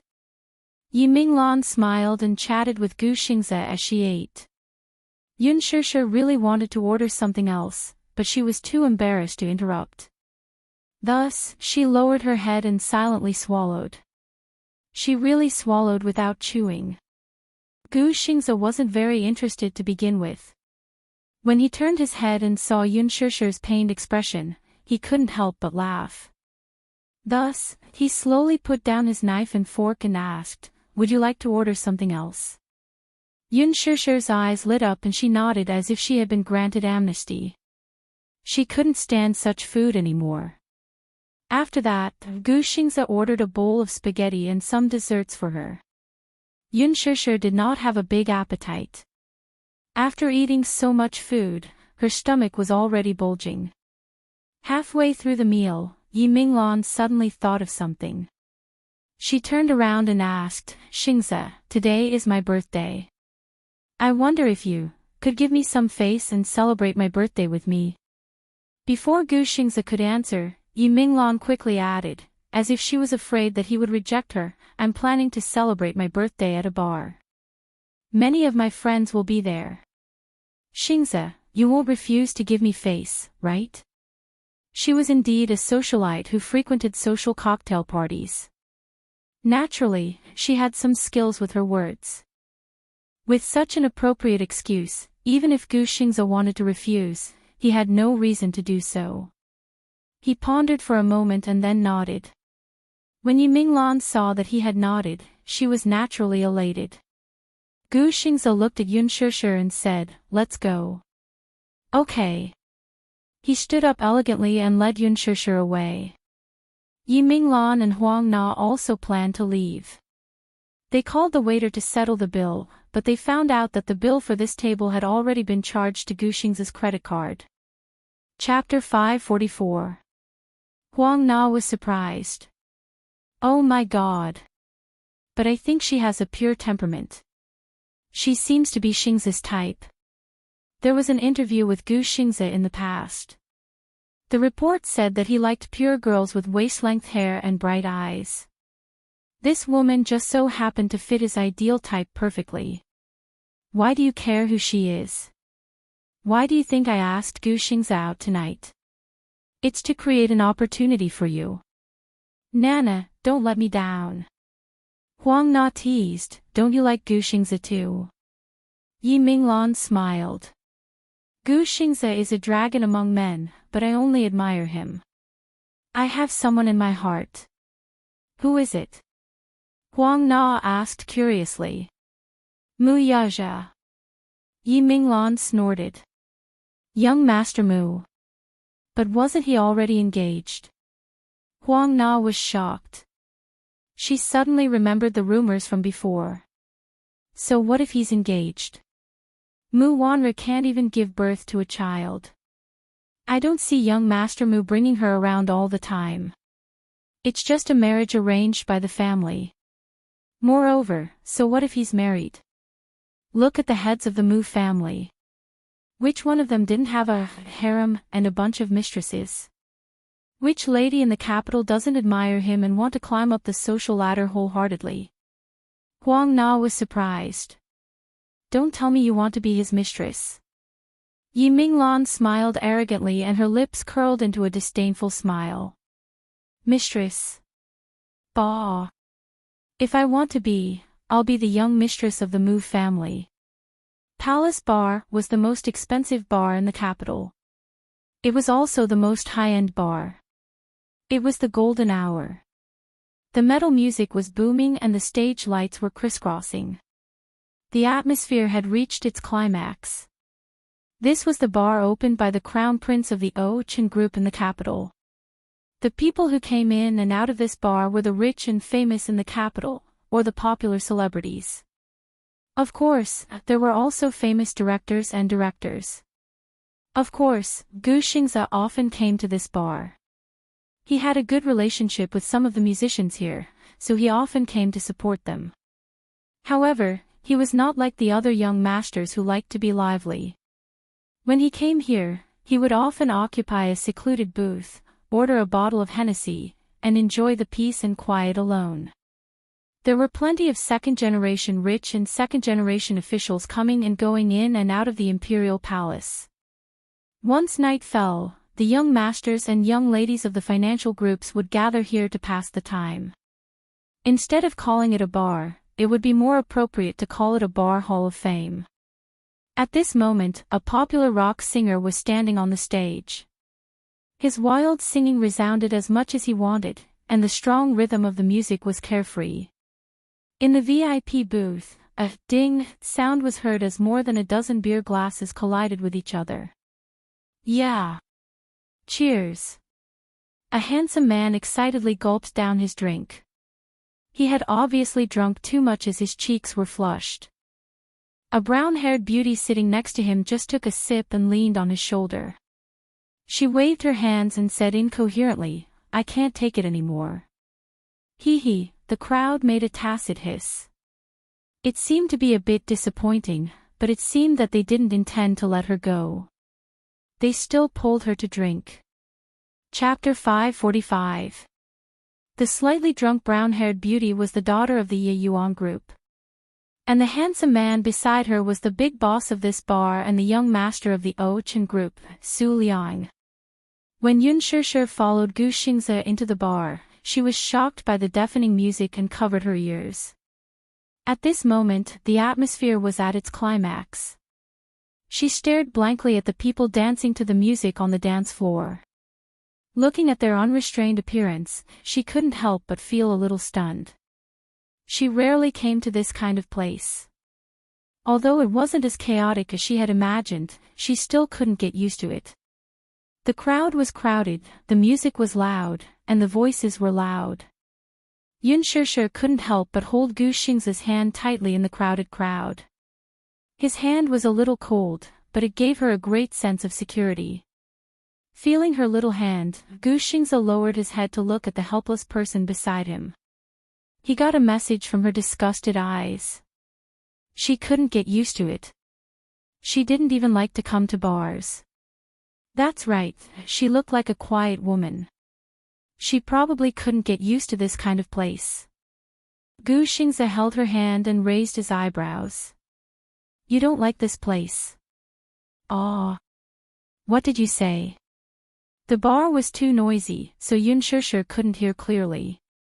She couldn't help but tiptoe to listen. Gu Xingze was tall and slender. Even when she stood on her tiptoes, she could only reach his shoulders. Yun Shishir was a little annoyed as she clung to his shoulders. Gu Xingze couldn't help but smile. He leaned over to her ear and said word by word, "You don't like it here." His deep and magnetic voice was accompanied by his breath. Yun Shishir only felt that her neck was boiling hot, as if it was dyed with a ball of fire. It burned her cheeks and made them strangely red. She nodded unnaturally and said loudly, "I don't like it here." As she spoke, she opened her mouth wide, as if she was afraid that he couldn't hear her clearly. "If you don't like it, then leave." Gu Xingze grabbed her arm and turned to leave. Yun Shishir was stunned. She quickly tugged at his sleeve and smiled at her. "Don't you have an appointment with a friend? Don't worry about it. Just do what you need to do. I'll accompany you." "Stay with him," Gu Xingze raised his eyebrows. He was stunned for a moment, and the corners of his mouth curled up involuntarily. Out of the corner of his eye, he suddenly caught a glimpse of a graceful figure walking through the crowd towards him. Yi Minglan had changed into a sexy black dress. Her wavy hair hung down in front of her chest. She seemed to have touched up her makeup, making her look even more exquisite and charming. She had a wild charm to her. Master Mu, you're here. I've been waiting for you for a long time. Gu Xingze curled his lips slightly. Yi Minglan's gaze wandered and she glanced at Yun Shishir, who was beside him. She was wearing a pure white dress, revealing her slender and fair legs. She was dressed in the standard student attire, and her entire body was filled with a taboo beauty. In this day and age, many men liked such a style. Uniforms were seductive and pure.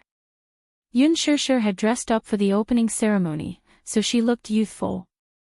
Now, she was somewhat out of place in such an occasion.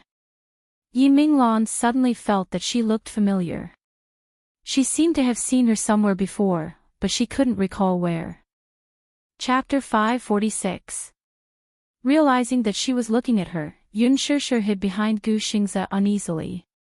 She scanned her surroundings timidly, her little hands clutching his sleeves tightly and her lips curled into an unnatural arc. Yi Minglan smiled at her and greeted her with a friendly smile. Hello, do you still remember me? We met at the Western restaurant just now. Even though she didn't really like this girl, she was Gu Xingze's female companion after all. Naturally, she didn't dare to show her any attitude. Yun Shishir shook her head blankly. Yi Minglan was a little embarrassed, but then she smiled naturally. It's okay, we'll be done soon. Come, Xingze, come with me. Everyone's here and we're just waiting for you. Gu Xingze nodded, lowered his head, and held Yun Shishir's hand.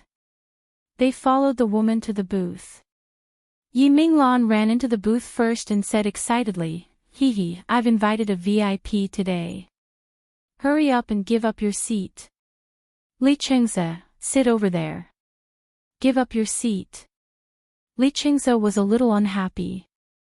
The seating arrangement was particular. It was Yi Minglan's birthday today, so naturally, she would be the one sitting first. However, the other seats were arranged according to the person's status. The seat he was sitting in was naturally a good one. However, Yi Minglan actually wanted him to give up his seat, so he couldn't help but be a little surprised. In the capital, he was considered a big shot. Yet, she wanted him to give up his seat for someone else. Li Chengze was a little unhappy. Oh, who's the big shot that's coming? Who made great beauty Yi so excited that she's starting to chase people away? Yi Minglan smiled sweetly, you'll know when he's here. As soon as she finished speaking, Gu Xingze held Yun Shishir's hand and walked slowly into the booth.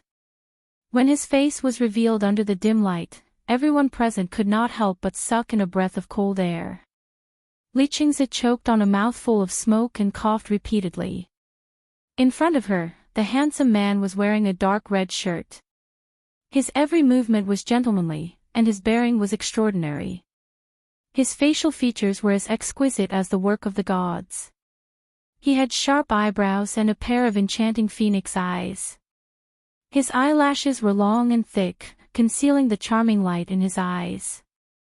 If Gu Xingze was said to be an elegant gentleman in front of the camera, then he was unruly, calm, introverted, and cold and arrogant in front of the camera. When their gazes landed on the timid girl beside him, all the men present couldn't sit still any longer. Just how beautiful was this girl? They could not express it in words. Her hair was like refined clouds, her eyebrows were like willows, and she had a fair and clear oval-shaped face. Her willowy eyebrows were slightly furrowed, and her pair of almond-shaped eyes were bright and charming. She looked like a fairy from ancient times. However, at this moment, her dark red lips were tightly pursed, as if she was somewhat reserved. She was different from the other women who frequented the bars and wore sexy clothes. This young girl was wearing a student outfit that did not fit in with the atmosphere. She was so pure that it was as if water could be squeezed out of her. Even a bite would be sour. However, no man would be able to resist such a fatal temptation. Li Chengze, however, was stunned. For a moment, he was also a little surprised. Chapter 547. It was such a pity when he thought about how this pure and innocent woman was already taken. How great would it be if he had met her? But why was this woman with Gu Xingze now? Young Master Gu. This time, without Yi Minglan's urging, Li Qingze consciously gave up his seat. As a person who frequented high society and was a true aristocrat in the capital, he could naturally recognize Gu Xingze. It was because of his brother, Gu Jinglian. In the capital, even if they did not know the mayor, Gu Jinglian was a prominent figure and everyone knew who he was. There was no one in the Gu family in the capital who did not know Gu Jinglian. Li Qingze had interacted with Gu Jinglian before. Therefore, even if it was for Gu Jinglian's sake, he still had to give him some face. Therefore, he enthusiastically extended his hand. Gu Xingze expressionlessly glanced at him from the corner of his eye and also extended his hand. However, he only shook it briefly before retracting his hand. His cold attitude made Li Qingze feel a little awkward. He coldly reprimanded him in his heart, but his face still showed an extremely flattering smile. Gu Xingze held Yun Shusher's hand and sat down. Li Qingze selfishly sat next to Yun Shusher. He looked at such a delicate person sitting next to him. Her exposed snow-white arm unintentionally brushed past his elbow. Just this alone was enough to make him feel a little uneasy. She was such a beautiful woman, and a small unintentional action from her was enough to stir his heart to the point that he couldn't sit still. The woman sitting next to Li Qingze saw Gu Xingze and couldn't help but feel a little moved. She was not a socialite in this circle. She was just a young model who had made a name for herself in the entertainment industry. She had never attended any high society events. With her status, naturally, she had never had the chance to meet Gu Xingze in person. She only knew that Gu Xingze had debuted for 10 years and no one could shake his heavenly king status. But for a celebrity to be able to make Li Qingze give up his seat, she must have some background. Therefore, she quietly nudged Li Qingze's elbow and whispered, "Young Master Li, this Gu Xingze's background isn't simple." Yes. His brother is young Master Gu, a powerful figure. Master Gu. Which Master Gu? Li Qingze was fully focused on Yun Shusher and had no time to pay attention to her. He only glanced at her impatiently. How many young Master Gu are there in the capital? He's the young Master Gu I mentioned to you before, one of the 4 young masters of Beijing. I've only heard of the Gu family in Beijing. They have an incredible background. That's right. Who else in the capital could make Yi Minglan respectfully address him as young Master Gu? Of course it's Gu Jinglian from the Gu family. The other man beside Li Qingze turned pale with fright. Ah. He's Master Gu's younger brother. As she spoke, she lowered her voice again. I thought he was just a celebrity. Looks like he's really young. Is he in his early 20s? Yi Minglan was seated next to them and naturally overheard their soft conversation. She snorted arrogantly and said, "If it wasn't for my sake today, I reckon that you wouldn't even have the right to sit and drink with him." Li Qingze sighed but didn't refute her. In his heart, he acknowledged that Gu Jinglian was a powerful figure. Chapter 548. Li Qingze suddenly looked at Yun Shusher with interest. His eyes lit up as he muttered, "Minglan, what's the name of the girl sitting beside him? If you can get her for me." Yi Minglan rolled her eyes at him and snorted disdainfully. "Look at you. Why? Are you interested in her? Don't think of being an old cow who chases young grass. Can you help me think of a way to get this woman? When the time comes, I'll give you the limited edition Hermes bag that you've taken a fancy to." "Who cares?" Yi Minglan pushed him angrily. Her lips curled into a mocking smile. "Enough. Keep on dreaming. How dare you have designs on Xingze's partner? Are you tired of living?" Li Qingze's eyes were filled with excitement. He said softly, "Isn't it just a woman? Is there a woman in the capital that I, Li Qingze, can't handle?" Hee hee, it seems like this girl is really sweet. Wasn't she with young Master Mu the last time? Most likely, young Master Mu played with her on a whim. Yi Minglan took a few more glances at Yun Shishir when Li Qingze mentioned her. She immediately recognized that this girl was the one who had dined with young Master Mu the last time. No wonder she found her familiar. She was upset when she thought of how she had chased them out the last time. However, on second thought, this woman was with Gu Xingze now. Perhaps young Master Mu was tired of her and wanted to use Gu Xingze to climb up the social ladder. Ha! She was quite pitiful when she thought about it. She felt much better when she thought about it this way. Forget it. She's Gu Xingze's female companion now, after all. I can't turn him down. Li Qingze furrowed his brows disapprovingly. Isn't it just a woman? Why? He's Gu Xingze. What kind of woman doesn't he have? What kind of woman can't wait to get close to him? There are so many women who want to climb into his bed. Why would he care about this one? Yi Minglan glanced at him coldly and muttered, I've never seen Xingzhe with a female companion, and I've never seen him dote on a woman so much. You haven't seen him at the Western restaurant just now. It was the first time I saw him cut a steak for a woman. It seems that Xingzhe has special feelings for this woman. At first, when she saw Yun Shishir, she thought that she was some rich young lady, but she couldn't remember who she was. In the upper-class society of the capital, she had interacted with all the rich and famous ladies, but she really did not have any impression of her. But from the looks of it now, she was probably just a newbie in the entertainment industry who was eager to climb up the social ladder. A young model. Actor. She was definitely not the daughter of a rich family. Li Qingze looked displeased. Yi Minglan added, I advise you to give up on this woman as soon as possible. When he heard this, he coldly snorted, but did not care. Women were all the same. Since she could climb into Mu Yage's bed, and now she was beside Gu Xingze, why couldn't she climb into his bed? At most, he would wait until Gu Xingze got tired of her and kicked her away. It wouldn't be too late for him to make his move then. She was such a sweet stunner. Even if she was a leftover from Mu Yage and Gu Xingze, he wouldn't mind. Chapter 549. Ever since Gu Xingze entered the booth, it was as if a bucket of cold water had been poured over the originally lively atmosphere. Although they were about the same age as Gu Xingze, and some were even older than him, they were all playboys and rich young masters who loved to have fun. Originally, it was Yi Minglan's birthday and they came to the bar to make a scene. The atmosphere was originally quite good, but when Gu Xingze sat here, the atmosphere immediately became a little strange. This man was clearly in his 20s and looked young and handsome. However, his aura was mature and steady. His face was cold and his eyes were cold and emotionless. He did not smile and his whole body emitted a low and distant aura. Even the smile on Yi Minglan's face gradually froze.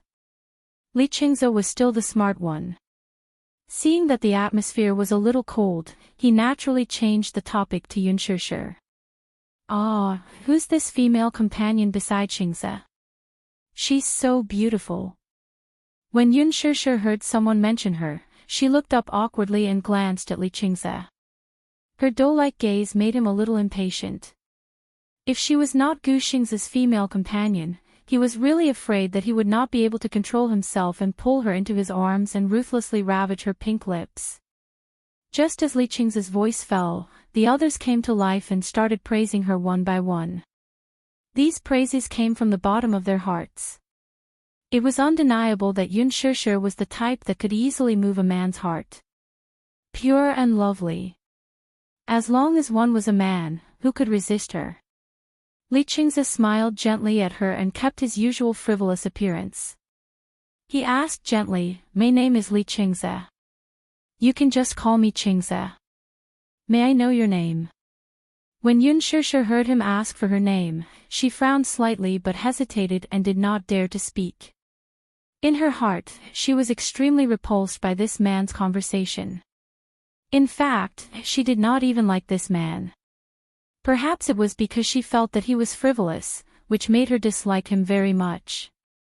Li Qing's heart was a little itchy. This girl was really afraid of strangers. He wondered what she was like in bed. Was she loose? Or was she as sweet as her appearance? It was not that he had not played with innocent girls before, but most of them were pretentious and vain. Unfortunately, Yun Shishir was so natural and pure. Seeing that she did not answer, his voice became gentler. Don't be shy. I don't mean anything else. Hearing him say this, he did not seem to have any ill intentions. Yun Shishir bit her lips and said plainly, "My name is Yun Shishir." Her voice was soft, gentle, and pleasant to the ears like a clear spring, pleasing to the ear and light. Li Qingze smiled, revealing his white teeth. His eyes were filled with intimacy. "Ha, what a nice name. Can you be my friend?" Gu Xingze glanced at Li Qingze from the corner of his eyes. His lips curled up slightly as he suddenly raised his chin. Without waiting for Yun Shishir's response, he lazily stretched out his arm and domineeringly wrapped it around her shoulders, pulling her to his side. Everyone present immediately understood in their hearts, and they couldn't help but withdraw their thoughts. This action was an invisible warning and declaration to prevent others from trying to take a share of her. He was protecting her. Chapter 550. In their eyes, Gu Xingze was too arrogant. Coupled with his prominent status, he looked cold and aloof, making him unapproachable. Moreover, they were not on the same level as Gu Xingze. One was the sky, while the other was the earth. Thus, Gu Xingze and Yun Shishir gradually formed a barrier in the booth. The others chatted and laughed. A few of the rich boys hugged their female partners and played finger-guessing games. Gu Xingze did not like noisy atmospheres to begin with and found them boring. Yun Shishir sat at the side and looked at the people around her. She suddenly felt that she was in a different world from this group of people. Yi Minglan squeezed Yun Shishir to Li Qingze's side and sat next to Gu Xingze. She was obviously creating an opportunity for Li Qingze. Yi Minglan poured a glass of Hennessy for Gu Xingze and glanced at Yun Shishir with disdain from the corner of her eyes. Yun Shishir turned her face inadvertently and sensed the hostility in Yi Minglan's eyes. She could not help but be stunned. She was sitting here doing nothing. Why did this woman's eyes look so sharp? Yun Shishir felt uncomfortable. However, Yi Minglan regained her bright smile in the blink of an eye. It was as if the coldness in her eyes was just an illusion. Yun Shishir could not sit still. She could not wait to end it and be free. She turned her head and looked at Gu Xingze. She saw him pick up the glass and drink the Hennessy in one gulp under Yi Minglan's pestering. He looked a little annoyed. She thought to herself that he must be bored too. "Xingze, today is my birthday. Do you have a gift for me?" Yi Minglan suddenly hooked her arm around Gu Xingze's arm.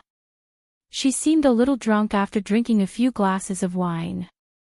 She leaned her head on his shoulder and acted coquettishly. "It was too rushed, so I didn't prepare anything." Gu Xingze smiled and said.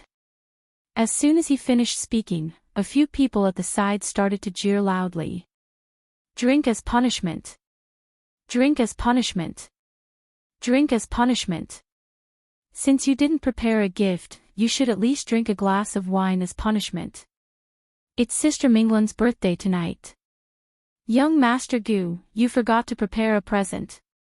Yi Minglan immediately gestured for them to stop. She turned to look at Gu Xingze and stammered, "Of course we have to drink as punishment. But you should at least give me a gift, right?" At this moment, the singing on the stage stopped abruptly. At the end of the song, the band gave their thanks and left the stage. Encore! Encore! The audience below the stage was in high spirits, and they all asked for a return performance. Yi Minglan suddenly smiled coquettishly and said to Gu Xingze, Xingze, didn't you release a new EP recently? Can you make an exception and play a song for me tonight? As soon as he finished speaking, Li Xingze immediately whistled. Wow! Xingze, please perform a song. Gu Xingze turned to look deeply at Yun Shishir. The latter was slightly taken aback, but her lips curled into a smile and her eyes signaled him not to bother about her. Gu Xingze retracted his gaze and glanced at Yi Minglan. He then raised his glass of Hennessy and drank it in one gulp. As the crowd cheered, he stood up and said to Yi Minglan, "Okay, I'll sing a song for you." Wow! That's great. Sister Minglan is indeed impressive. Gu Xingze walked up the stage, and a band immediately went up to play for him. He turned around and briefly communicated with a few musicians. Then, he sat on a chair and held the microphone. Chapter 551. He turned around and exchanged a few words with the musicians. Then, he sat down on the chair and held the microphone. His handsome face was exposed on the stage, and the people under the stage made a burst of excited discussion. Gu Xingze.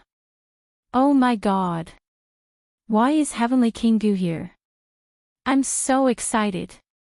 This is the first time I've seen Gu Xingze in person. He looks so good. On the stage, Gu Xingze suddenly looked up. His gaze seemed to penetrate the crowd and landed on someone in the booth. His lips curved into a charming smile, and his eyes were full of affection. Oh my God! Look, Gu Xingze is looking at me. Yi Minglan saw Gu Xingze looking at her. She stood up excitedly and spoke with pride and contentment. Soon, someone echoed, "That's right. Heavenly King Gu is looking at Sister Minglan." Heavenly King Gu doesn't like Sister Minglan, does he? Look at Heavenly King Gu's eyes. Oh my God, they're so affectionate. If he looks at me like that, my heart will melt. Amidst the noise, Yun Shishir looked at Gu Xingze on the stage. However, he seemed to be looking at her too. His eyes were gentle and affectionate as they looked at each other across the air. Her heart was in a mess. She pursed her lips and lowered her head. Seeing her reaction, Gu Xingze smiled and snapped his fingers. The prelude of a rhythmic drum beat and the guitar played softly. You're obviously angry, but you're still smiling. The audience suddenly quieted down after the first sentence.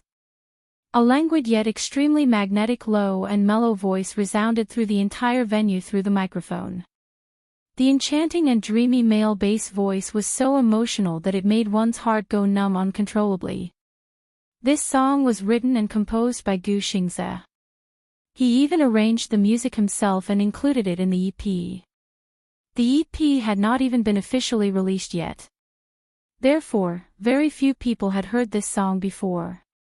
In addition, Gu Xingze's singing was intoxicating. The noise in the venue stopped abruptly as they listened attentively. The crowd is crowded, the weather is gloomy, I don't mind holding your hand looking out the window at the street with a clear sky, write your smile in my diary over and over again. Study hard because of you. The world is so beautiful. Gu Xingze held the microphone and closed his eyes affectionately. When he reached the climax of the song, the dazzling rainbow sound was so enchanting that it was intoxicating.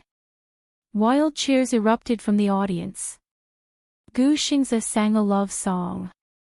The bright and refreshing tune, coupled with his clear and magnetic voice, simply couldn't be more suitable. The lyrics described a pair of lovers who were passionately in love. No matter when or where, they wanted to see each other. Every minute and every second of separation passed by slowly, and it was very torturous. But when they met again, it was as if the gloomy and rainy weather had become sunny. The entire audience quieted down as they were intoxicated by the beautiful and enchanting voice. Why do I like you? The passing of youth, I am still here. I won't leave you. When Gu Xingze reached the emotional part of the song, he gently closed his eyes. His flawless face was illuminated by the stage lights and was incomparably handsome. The audience close to the stage could even see his slightly trembling thick eyelashes, as well as his slightly furrowed brows. It made the young girl's heart unable to find a place to express her feelings. Coupled with the song, his stage performance was full of tension and captivating. Chapter 552.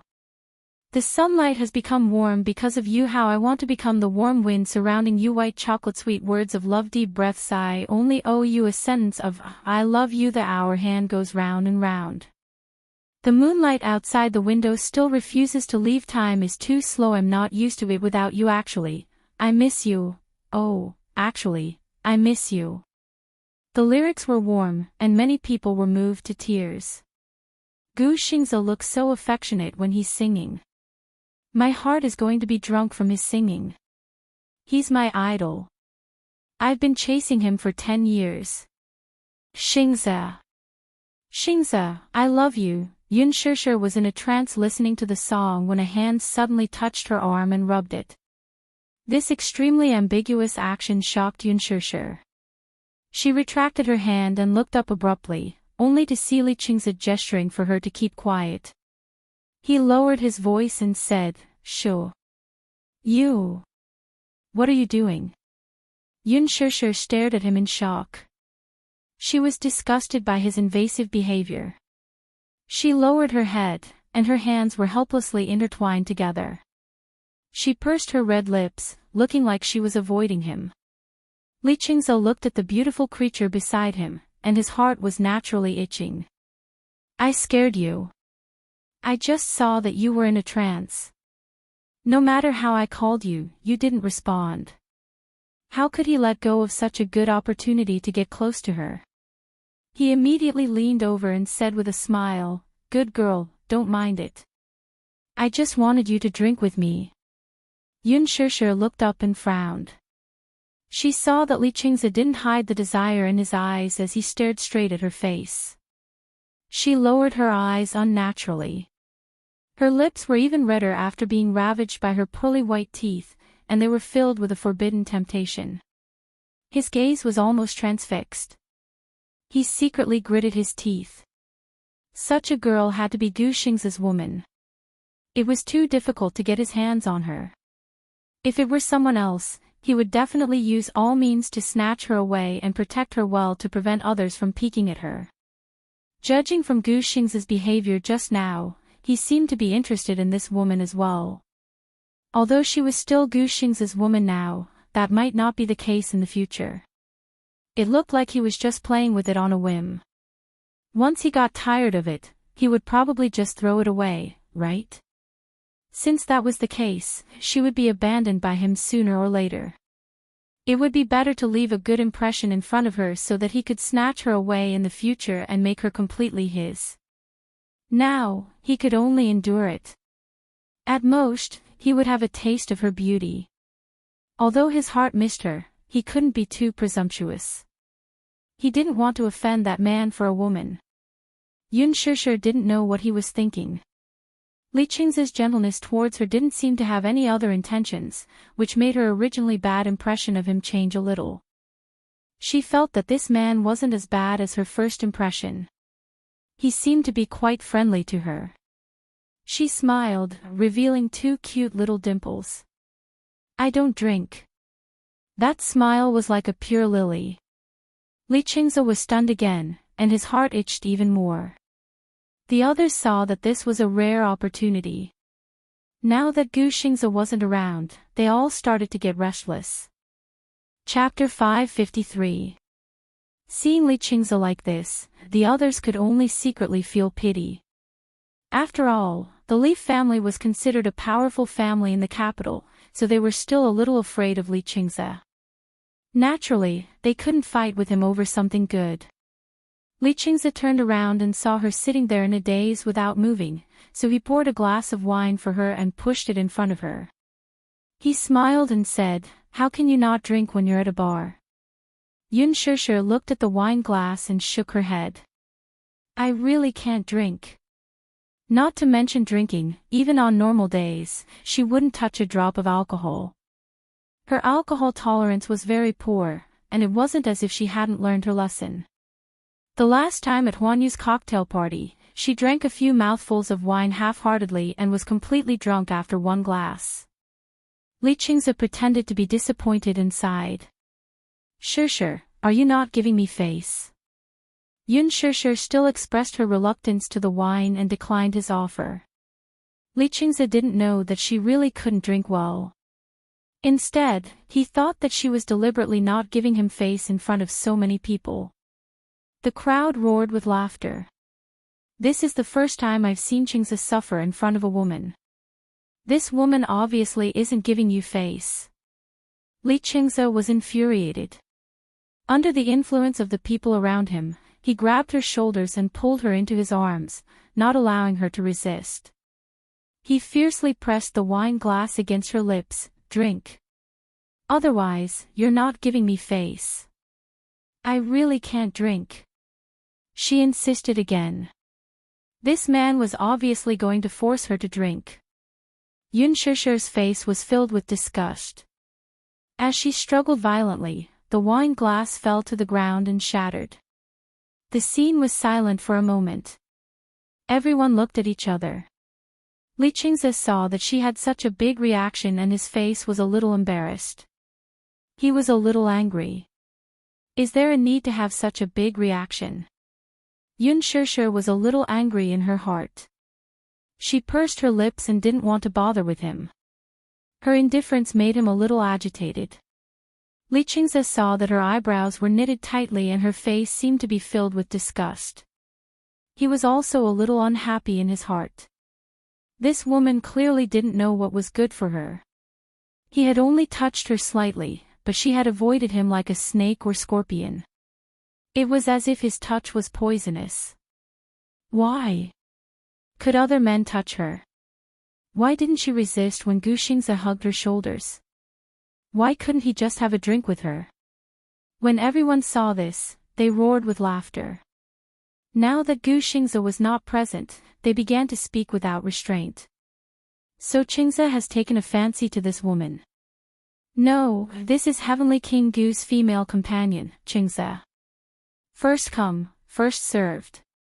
Besides, this woman doesn't seem to be very tactful. Yun Shishi raised her head in embarrassment. Looking at these unrestrained faces, her heart trembled slightly. When Gu Xingze was still around, they were still polite to her. Now that Gu Xingze had only left for a short while, they were already speaking so presumptuously. Could this be their true colors? Yun Shishi looked embarrassed and explained, Xingze and I are just friends. Your name is Yun Shishi, right? Li Qingze grabbed her arm with a sinister and ferocious expression on his face. How much does it cost to sleep with you for a night? I like to have a price tag. It's just money. I can have as much as I want. Name a price. Chapter 554. Ha! What do you mean by that look? Li Qingze sneered. You should be able to tell that I want to sleep with you. You're still pretending to be pure. That's no fun. What do you want? Status. You want to hook up with Mu Yaja and Gu Xingze because you covet their resources. If you follow me, I'll set up an opera troupe for you and make you famous. How about that? Yun Shishi was stung by his mocking and humiliating words, and her face turned ghastly pale in an instant. She looked around and saw the faces gradually distorting in the smoke. At this moment, the most unrestrained side of human nature was laid bare before her. Wow! It's the first time I've seen Qingze so impatient. It's actually because of a woman. Someone laughed and jeered.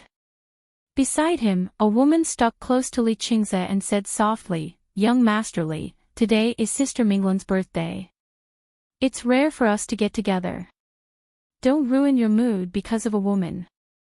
As she spoke, she handed over the wine glass with a coquettish smile and gave Yun Shishi an ambiguous glare. Her words had a deeper meaning. Some women, born as commoners, have ulterior motives. Naturally, they wholeheartedly want to climb up the social ladder. Young Master Li, why do you have to bother with such a woman? Li Qingze narrowed his eyes and took the wine offered by the woman. He shook his wrist and took a sip. However, he didn't say anything. He only looked at Yun Shishir with ambition in his eyes. Yun Shishir suddenly stood up, pushed the crowd aside, and left the booth without saying a word.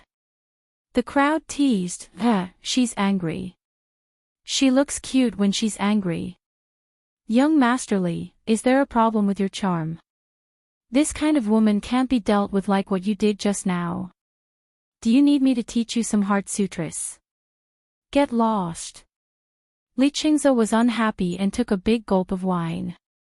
When Gu Xingze walked off the stage, the applause was thunderous and the cheers lasted for a long time. When he returned to the booth, he looked around but didn't see Yun Shishir. He was stunned. Where is he? Everyone looked at each other. Li Qingze turned his face away in annoyance. Yi Minglan looked around and laughed dryly. He probably went to the washroom. I'll go look for her. Yi Minglan immediately came up and pretended to be unhappy. I already said that she went to the toilet. What's wrong? Do you think we bullied her? Xingze, it's not that I want to nag at you, but you're here to celebrate my birthday. You're embarrassing me like this. Face. Gu Xingze looked slightly displeased. Haven't I given you enough face? Yi Minglan looked slightly awkward. Xingze, I didn't mean anything else. Don't misunderstand. You should know when to stop. Gu Xingze pushed her away and left the booth. The atmosphere instantly dropped to the freezing point. Yi Minglan felt wronged and her eyes turned red. Immediately, people surrounded her. Sister Yi, don't be angry. Tonight is your birthday party. Let's drink. Let's drink. Someone immediately agreed. However, Yi Minglan, who was sitting at the head of the table, was no longer in the mood. When she walked into the washroom, Yun Shishir was dizzy from the heavy metal music in the bar. Her ears were ringing. Li Qingze's arrogant words still echoed in her ears. Yun Shishir bit her lip hard. She felt disgusted. Chapter 555.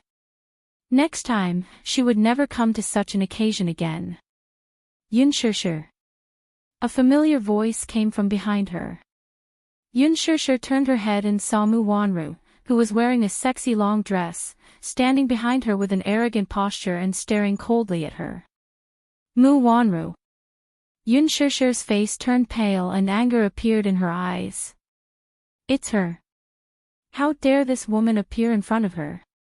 The two women looked at each other in silence. The confrontation seemed to have returned to 15 years ago in the welfare home. Mu Wanru stood arrogantly in front of her and accused her of being a thief. All the humiliation of the past appeared in front of her eyes. At the thought of how this woman had caused her to bear the crime for so long, she gritted her teeth and clenched her fists by her sides. I didn't expect you to be here too. Mu Wanru took the lead to speak. She walked slowly in front of her and stared at her coldly. Go back to your slum. This is not a place for a commoner like you to set foot in. Ah, Mu Wanru, how dare you talk to me like that? Go back to your slum, what an arrogant tone. Shouldn't I be the one saying that to you? Yun Shishir raised her head and laughed in anger. You don't have the right to say that to me, right? Mu Wanru's face was slightly shocked. She was surprised by her strength. In the past, she had a cowardly look that could be bullied by anyone. But now, she was different from before. The mockery and ridicule on Yun Shishir's face seemed to tear apart the aristocratic skin that she had covered up so well. In front of her, Mu Wanru could not pretend to be elegant and an embarrassed expression appeared on her face. You're a thief. 15 years ago, you stole my jade pendant and stole the sky to be recognized by the Mu family.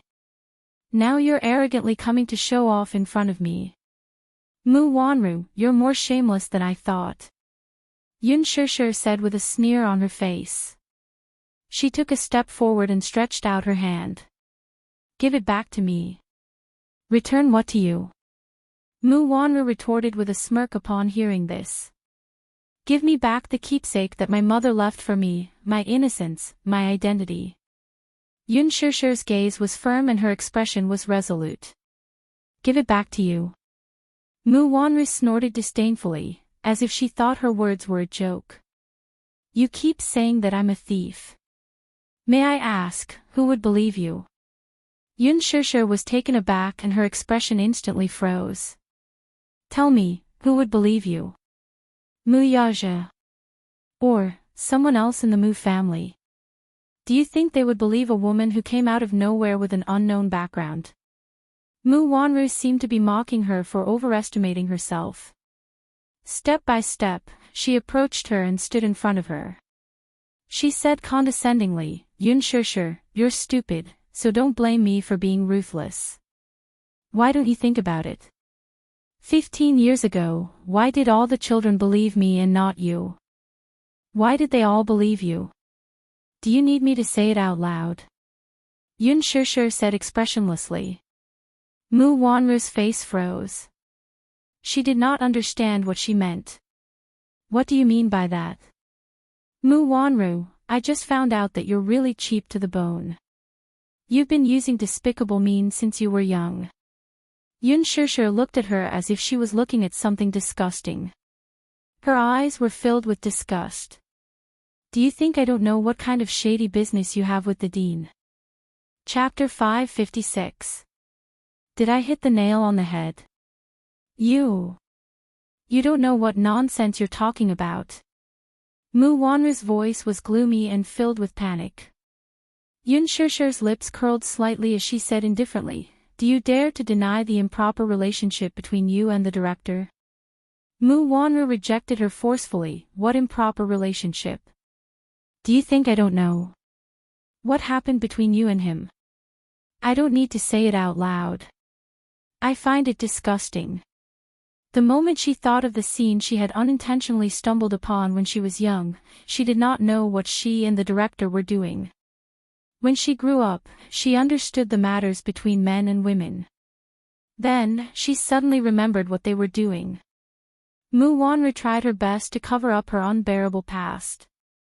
Now that she had exposed it so blatantly, she flew into a rage out of humiliation and rushed in front of her.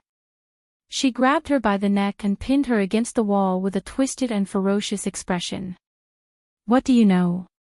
What did you see? She used so much strength that it was almost suffocating. Yun Shishir's face turned red from being choked by her. She almost instinctively kicked her leg.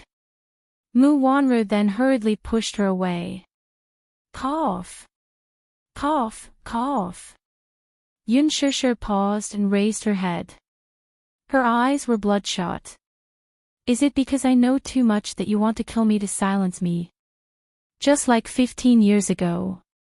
Yun Shishir unconsciously said the words, to silence you. Mu Wanru was startled by her guilty conscience. She instinctively raised her head and glared fiercely at her. Her eyes were filled with viciousness. It was as if a sharp sword was piercing towards her. She knew. Could it be that she already knew who was the one behind the assassination at the amusement park that day? For a moment, Mu Wanru could not figure her out. Yun Shishir did not seem to know what she was feeling guilty about. She only said slowly, a few years ago, the director committed the crime of molesting children and was sent to prison. On the surface, he was well dressed, but in reality, he was a beast dressed in human clothing. How many children had been destroyed by him? But Mu Wanru, you are different. The children all avoid him like he's a snake or a scorpion, but you're sticking to him in exchange for benefits. Yun Shishir's words were so straightforward that Mu Wanru's face turned ghastly pale. She paused for a moment before continuing, that day in the bathroom, I bumped into you guys, so you deliberately took revenge. You were afraid that I would reveal this matter and threaten your image and status in the hearts of the children, so you couldn't wait to suppress me, right? So that's why you pushed me into the pond that night as if you didn't mean to. I stood out to testify, but no one believed me. Why? Because in the hearts of all the teachers and children, you are as pure and flawless as a princess. No one would believe that you would do such a thing. Even if you stole my jade pendant, everyone will only suspect that I deliberately framed you. Mu Wanru glared at her with bloodshot eyes, her shoulders trembling uncontrollably. Yun Shishir, shut up. Chapter 557. Mu Wanru screamed at the top of her lungs, shut up. Yun Shishir, shut up. Have you said enough? Is it enough? Not enough. Yun Shishir interrupted her expressionlessly as her lips curled into a cold arc. Shouldn't I be asking you this? More than 10 years, it should be enough. Aren't you going to return the things that don't belong to you to its rightful owner? Mu Wanru clenched her fists tightly. Suddenly, she let out a shrill laugh. A look of disdain surfaced on her heavily made-up face. Who's going to believe your words? I am the real young madam of the Mu family. Now and in the future. Yun Shishir, you don't have the right to fight with me. Yun Shishir's eyes were as cold as ice, but she said coldly, yes, I don't have the right to fight with you because these things originally belonged to me. She slowly walked towards Mu Wanru until she was right in front of her.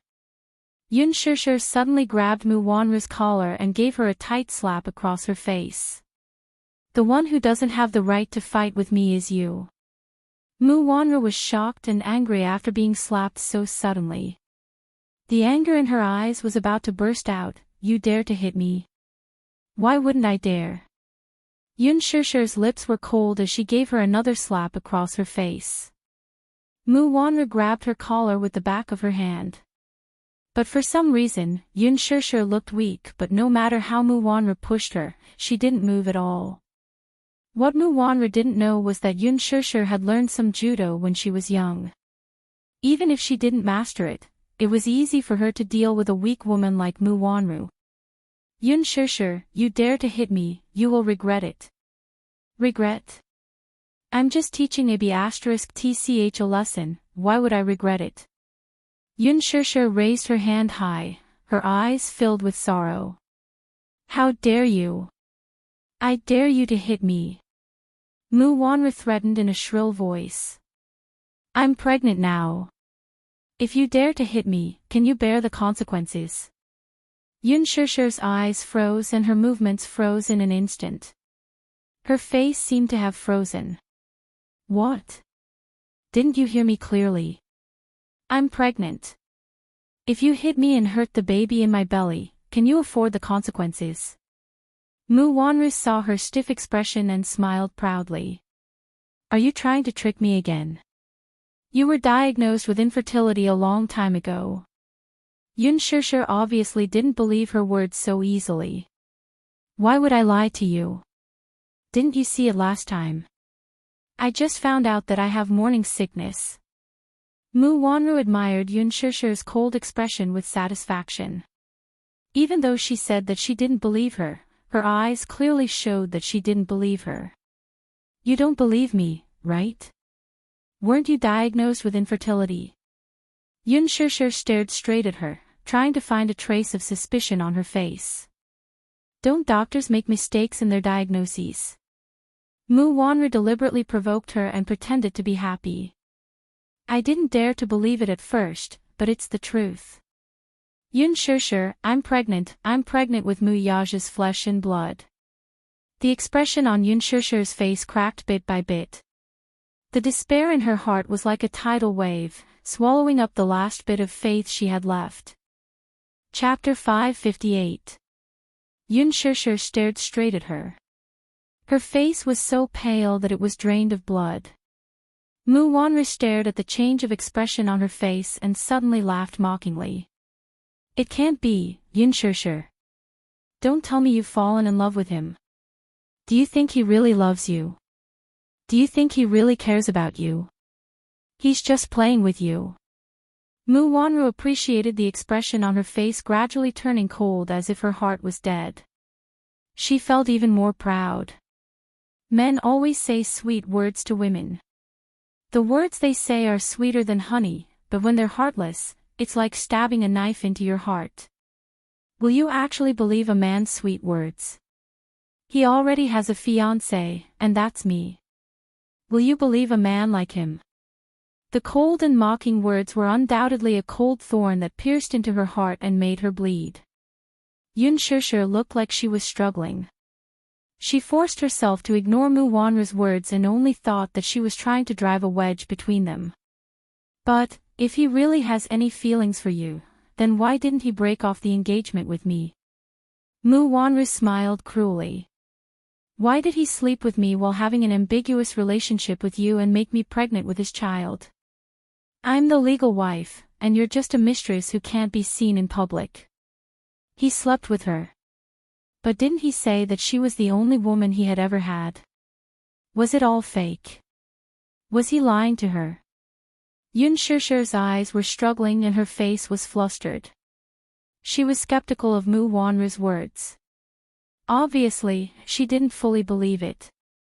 Previously, he had an ambiguous relationship with you because he thought that I couldn't bear a child for him and felt that you were different from other women. He was just playing with you. Now that I'm pregnant, do you think you can still shake my position? You still want to be promoted? It's undoubtedly a pipe dream. Everything you have now is clearly mine. You're clearly the one who took away my things. Yun Shishir felt a lump in her throat. Her eyes were bloodshot as she stared at her blankly. Does it matter if it's yours or mine? The most important thing is that no one will believe you. Just like 15 years ago. No one would believe her. Yun Shishir bit her lower lip hard as the nightmare from 15 years ago flashed before her eyes like a merry-go-round. No one will believe me. Yes. No one will believe your one-sided words. As if hypnotized, Mu Wanru stared straight at her, cruelly enunciating every word. Everyone will only think that you're a thief, a mistress, a third party who interfered in someone else's marriage. Yun Shishir's hands fell weakly to the ground. With a pale smile, she was pushed away by Mu Wanru. She staggered a step and her body was caught off guard as she fell backwards. However, she fell into a warm and powerful embrace at the right time. Then, a firm and deep voice said above her head, "I believe you." Yun Shishir was awakened by the voice. Her blank eyes regained some focus.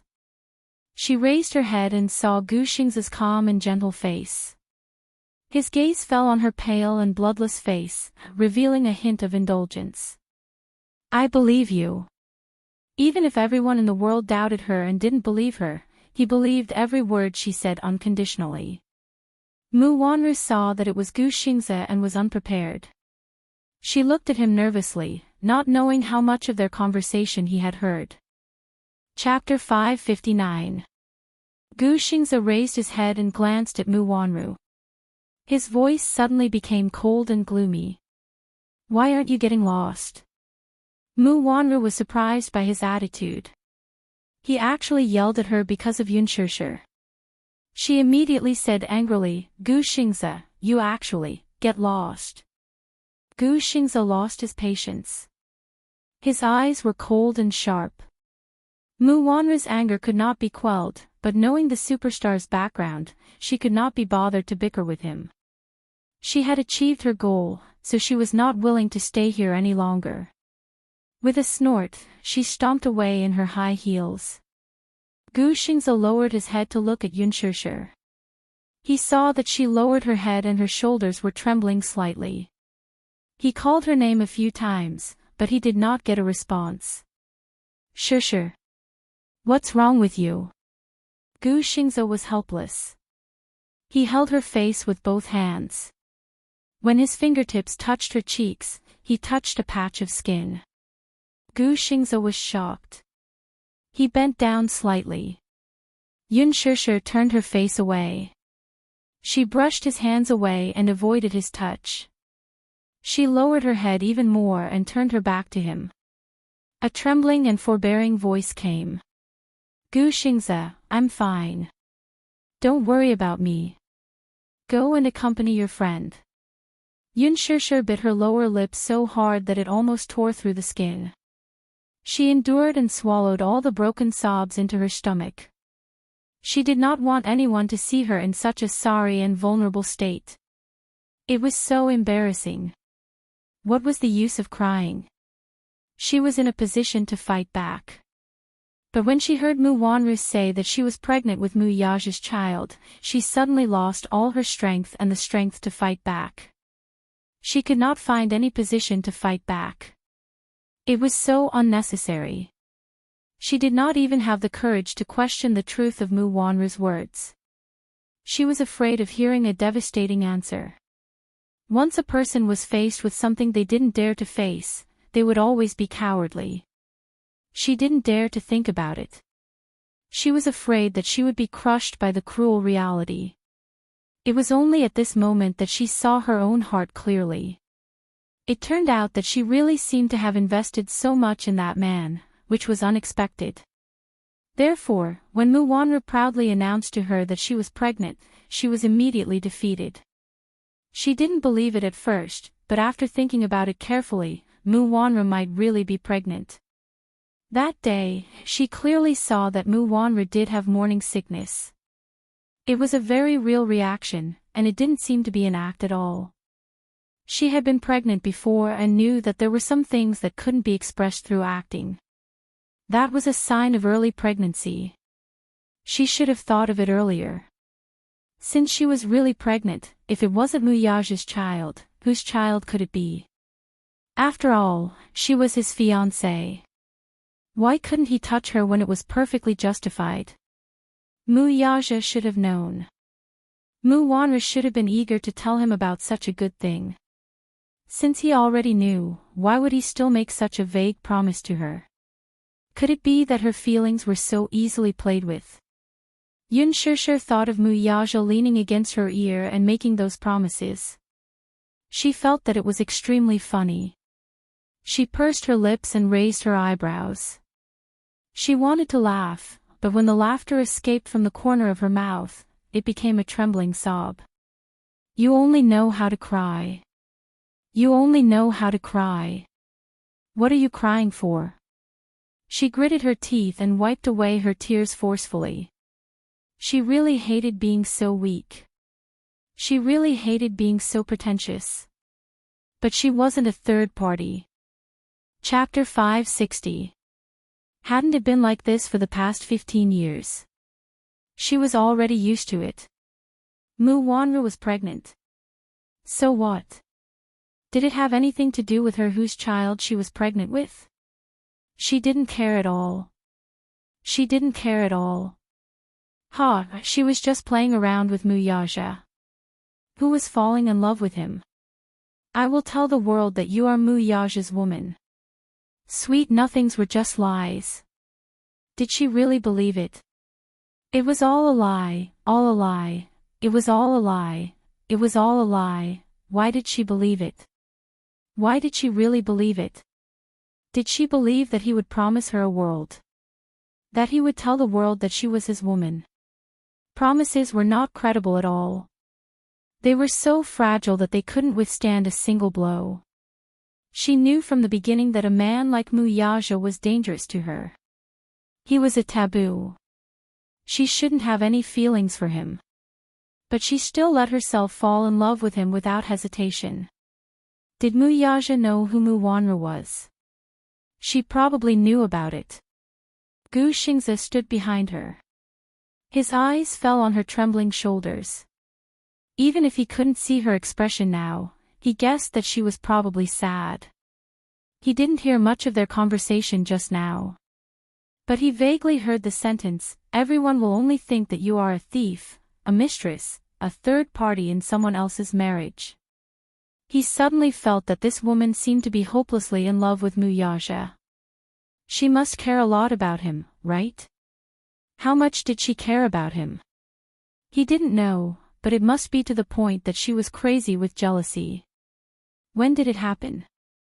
He also cared a lot about this woman. Qin Zhou had told him about Yun Shishir's background. 6 years ago, she was the surrogate mother that the Mu family had chosen out of thousands of people. That meant that she was the real biological mother of the young master of the Mu family. As for the reason why she did that, the reason she became a surrogate mother was probably because her adoptive father's family was in trouble. She was forced to sign the contract by her adoptive mother. Out of gratitude, she didn't reject it strongly. That was what Qin Zhou said. It was said that artificial insemination had failed at the beginning, so they had to use the most primitive method. For a girl to put down her dignity to repay her adoptive father's kindness, she spread her body under a strange man and was forced to do whatever he wanted.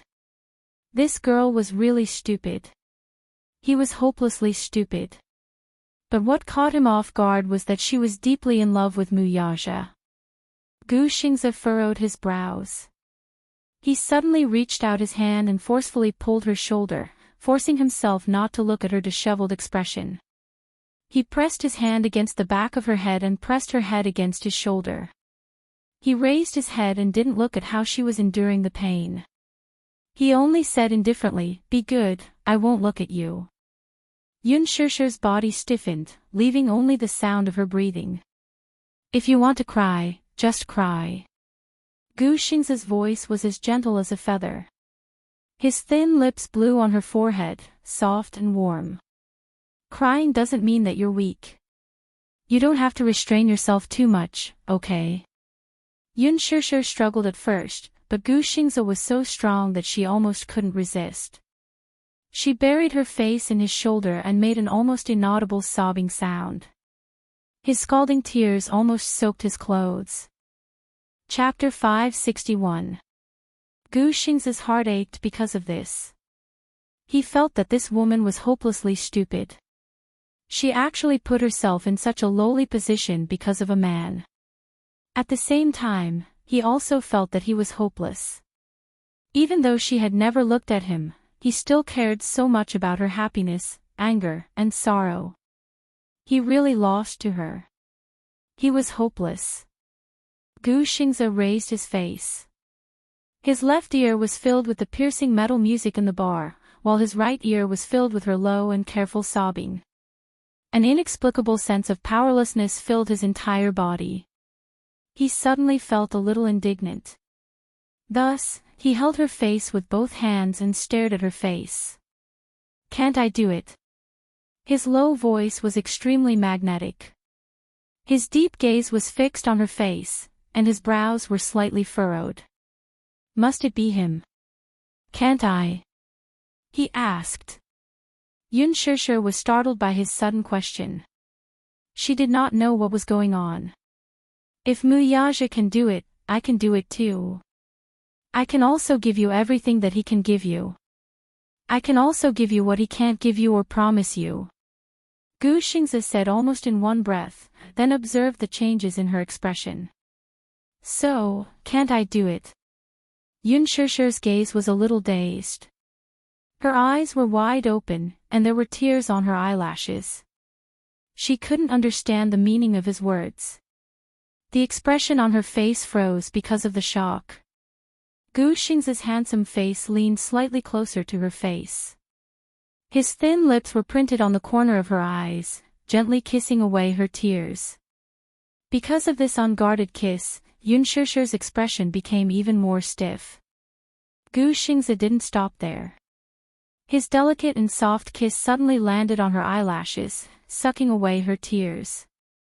Then, it landed on the tip of her nose, lightly touching it, like a dragonfly skimming the water. But just as his kiss was about to land on her lips, Yun Shishir suddenly came back to her senses and pushed him away in a panic. "Don't be like this." Yun Shishir's breathing quickened. She turned her body slightly to the side, unable to bear his sudden action. "I just treat you as my senior. I don't have any other thoughts." Gu Xingzi was stunned for a moment, then smiled without saying anything. After a while, he said calmly, I know." He knew. Even so, he still wanted to fight for it. Gu Xingzi's expression suddenly turned a little desolate. She looked at him, feeling uneasy and guilty at the same time. She could feel his feelings, but she couldn't face it calmly. Towards him, there was only admiration and respect, nothing else. Since he didn't have any, he couldn't get close to him and give him any hope, only to disappoint him again. She couldn't afford it. He saw that she was a little flustered, as if she was caught off guard by his sudden kiss. He reached out and gently stroked her hair. "I'm sorry, I went too far." "It's okay," she said uneasily. But in her heart, she was shocked by Gu Xing's uncontrollable confession. Yun Shishir turned around, struggling for a moment. Then, she looked at Gu Xing's face and forced a smile. Let's go back." With that, she walked towards the booth by herself. Gu Xingze helplessly pulled the corners of his mouth and followed behind her. The two of them walked one after the other, but each had their own thoughts. If she turned around at this moment, she would definitely see the disappointment and pain on his face. Chapter 562. Along the way, Yun Shishir lowered her head and walked forward, bumping into people from time to time. One of the men had just walked down from the dance floor. Yun Shishir lowered her head and walked hurriedly, but she suddenly bumped into his arms. The man held her shoulders. When he lowered his head and saw that the woman who bumped into his arms was so pure and seductive, he thought that she was deliberately trying to attract his attention and throw herself into his arms. Yun Shishir raised her head and saw that she had bumped into someone. She immediately apologized and wanted to leave, but the man grabbed her wrist. "What's wrong? Didn't you throw yourself into my arms? Why are you leaving? Are you trying to play hard to get with me?" When Gu Xingze saw this, he was slightly annoyed. However, she was the one who was annoyed.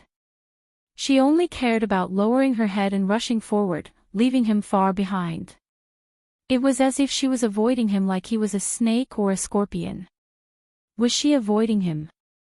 Was it because he seemed to have lost control of himself and said those words? He went forward and put his arm around Yun Shishir's shoulders. When the man saw this, he wanted to continue pestering her. Gu Xingze lost his patience and kicked him aside expressionlessly. "Get lost. Don't get in the way." After that, he expressionlessly grabbed Yun Shishir's wrist and walked away. Yun Shishir was led away by him, but he used so much strength that it almost hurt her. Yun Shishir cried out softly in pain. She raised her head and opened her mouth, but she saw that his jaw was clenched, his thin lips were pursed, and his brows were furrowed.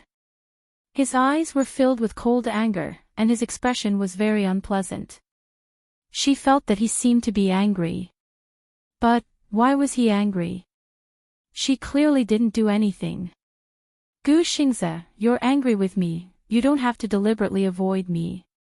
Gu Xingze suddenly stopped in his tracks and looked down at her, interrupting her words. "If you like me, you like me.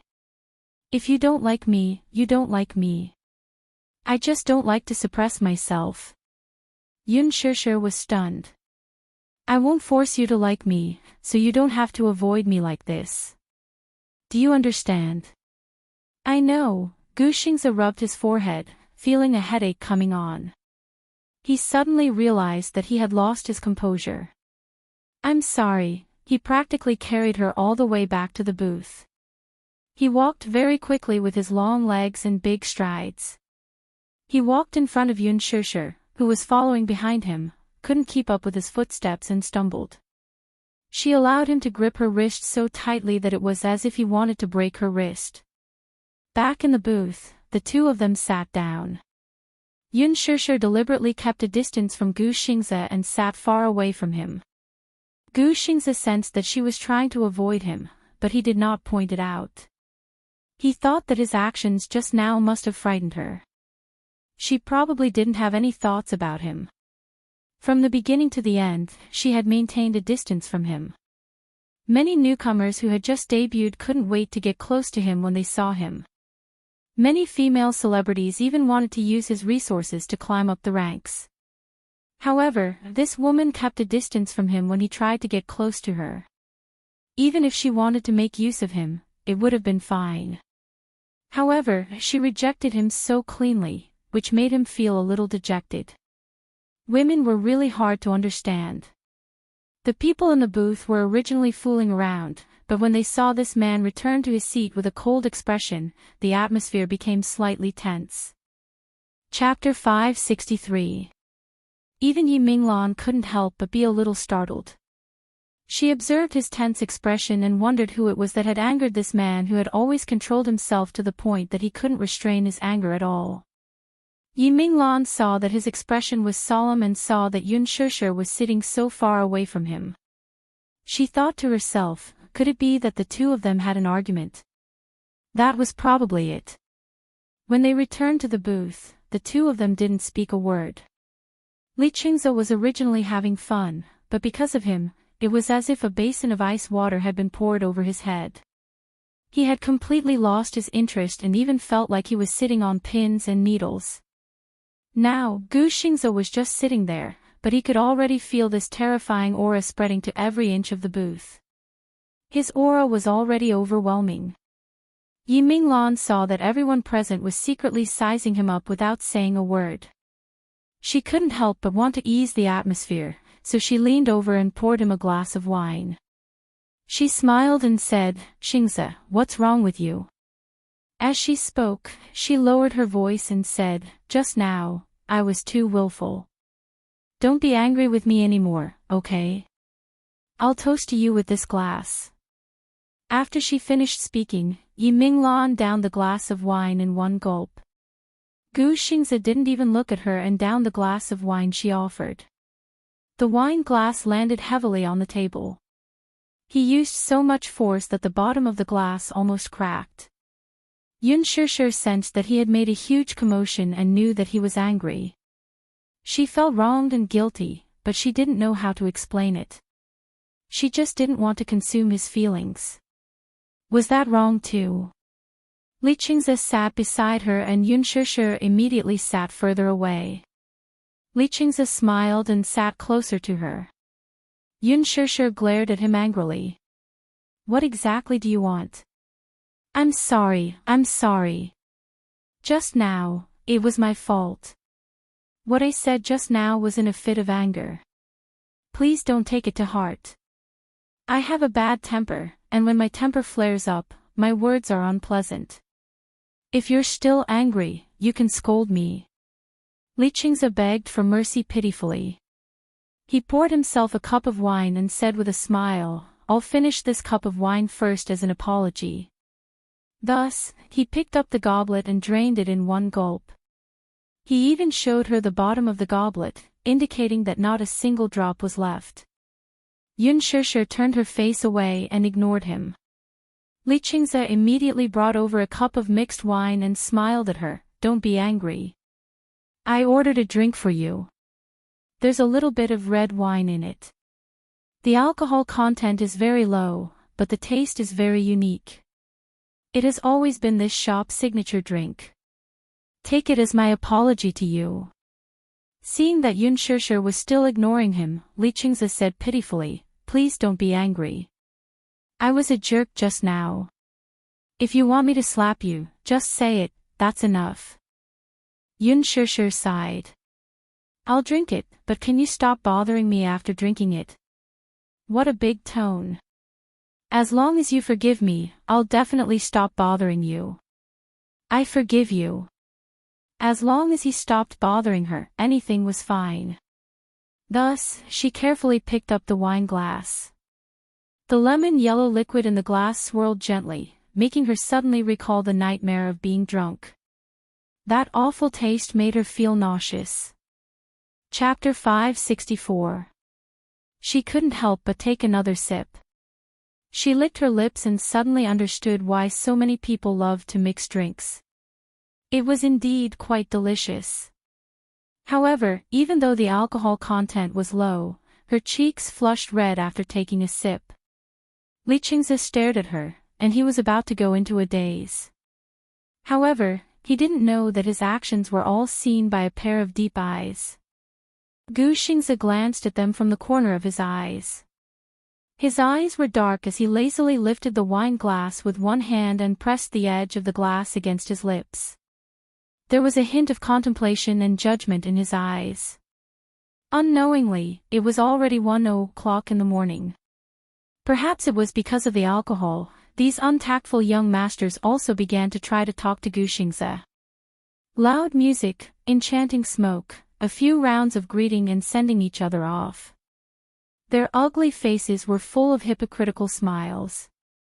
Who didn't want to have a relationship with the Gu family? In the past, they didn't have the opportunity. Now that such a person was sitting in front of them, how could they not be tempted? At first, they didn't dare to act rashly. However, after half a round of drinking, they became bolder. Guxingzi leaned on the sofa expressionlessly. He coldly admired their dissolute behavior and found it really annoying. He lowered his eyes slightly and hid the playful but cold sharpness in his eyes. The corners of his lips curled up in a mocking smile. It wasn't that he was acting like a big shot. These rich kids really didn't know how to weigh their own status. They were young but ignorant and incompetent. They were addicted to the 5 poisons and relied on their parents' family business to squander money. They lived a life of drunkenness and indulged in a life of luxury.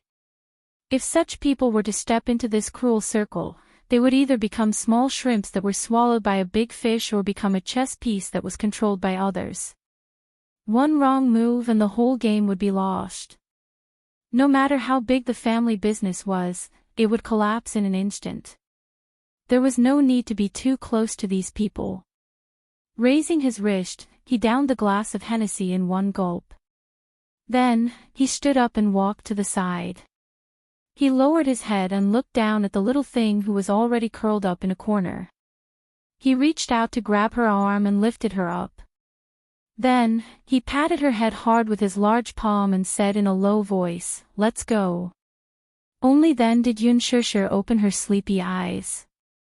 She carefully tasted a mouthful of wine and then curled up in a corner. Seeing that it was him, she suddenly revealed an innocent smile. Her laughter was like a gentle breeze blowing through a silver bell, crisp and pleasant to the ear. Guxingzi could not help but frown slightly, but he was a little dazed by this seductive smile. After getting drunk, she had lost the innocence she had when she was sober. Instead, she had gained an enchanting charm. Half of her face seemed to have been dyed with peach blossoms. She was beautiful and moving. She wobbled as she tried to stand up, but her legs gave way. She stumbled and bumped into his chest. "Ugh!" She moaned softly and rubbed the tip of her nose in pain. It seemed like it hurt. "Drunk?" He suddenly glanced coldly at Liqingzi from the corner of his eyes. The latter's heart skipped a beat because of this cold glance. This man's gaze was too scary. "Young Master Gu, I didn't make her drink." She didn't drink much and only took a sip. The alcohol content of that cocktail was pitifully low. "It seems like she's allergic to alcohol," Liqingzi quickly explained. Guxingzi ignored him. Chapter 565. As soon as he finished speaking, a few intoxicated men started shouting, "Young Master Gu, you're leaving just like that? We haven't put in enough effort." "That's right. Let's go sing later, okay? Everyone is looking forward to seeing young Master Gu sing." One of the men even reached out and held Guxingzi's shoulder. His smile was a little lecherous. "Young Master Gu, are you planning to go back and indulge in the night of spring?"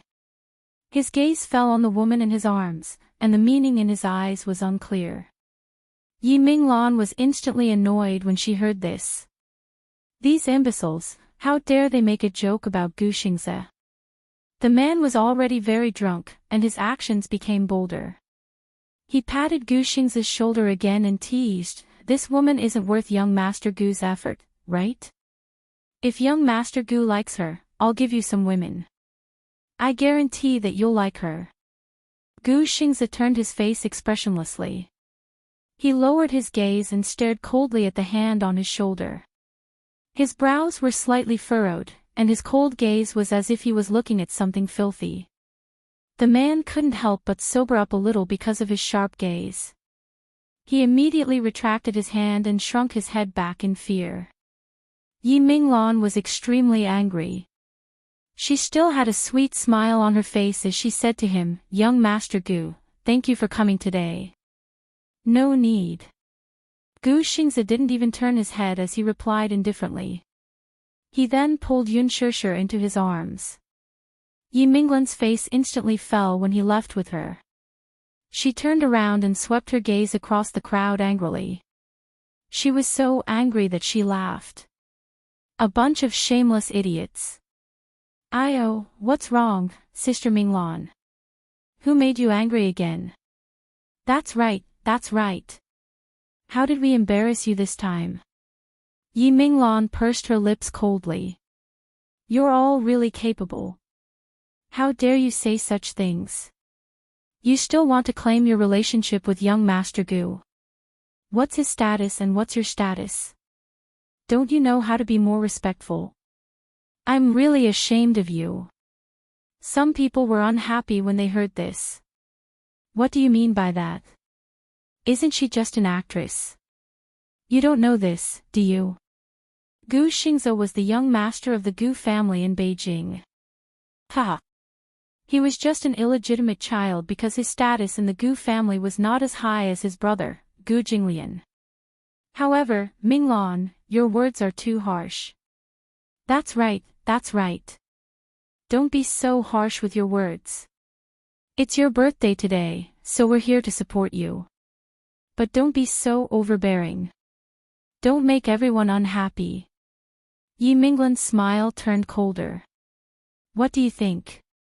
You guys are really a bunch of idiots. How dare you make fun of young Master Gu? You've really disgraced me. Li Qingze's mood was also ruined by her. He said unhappily, "Isn't it just Gu Xingze? Is it necessary to treat us like this for him? I just can't stand that brat, he's so arrogant." Gu Jinglian was the head of the Gu family. I've never seen him put on such a face before. What right does he have to put on such a high and mighty attitude towards us? Chapter 566. Li Qingze was also a little angry. He had been suppressing his anger because of Gu Xingze and had nowhere to vent it. Now that he had been scolded by Yi Minglan, he finally exploded and roared out. "Bah! Damn it! Yi Minglan, what do you mean? Young Master Gu is always fawning over him. What ability does he have? The Gu family. Ha! So what if he's from the Gu family? I heard that he's just the illegitimate son of old Master Gu's mistress outside. Does the Gu family think they can do whatever they want? Why? Does Gu Xingze think he can trample the Li family under his feet?" Yi Minglan's eyes flashed with disdain. Trample? Not just trample. If Gu Xingze had such thoughts, he could easily crush the Li family. Li Qingze saw her look of disdain and contempt and sneered. He said rudely, "Yi Minglan, my status is low and I'm not worthy of you, okay?" After that, he took his coat and walked away without looking back. Alright, stop arguing. This birthday is so unlucky. Everyone, let's go. Sigh. Sister Minglan has high standards. We're not the crown prince of the Mu family or the young master of the Gu family. Sister Minglan definitely won't like us. Someone mocked and ridiculed. What do you mean? Nothing. We also think it's meaningless. Let's go. Everyone stood up. No one was willing to accompany them, which meant that the drinking stopped. Yi Minglan stood on the spot and looked at the people leaving. She was so angry that her whole body trembled. Outside the door, when Gu Xingze carried Yun Shishir into the car, she was already sleepy. She was curled up in a corner with her eyes closed. The air conditioning in the car was a little cold. He specially instructed the chauffeur to lower the air conditioning. The scenery outside the window kept passing by.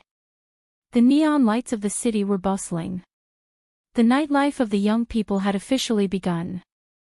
Gu Xingzi stretched out his hand and pulled Yun Shishir closer to him, allowing her to lean on his shoulder.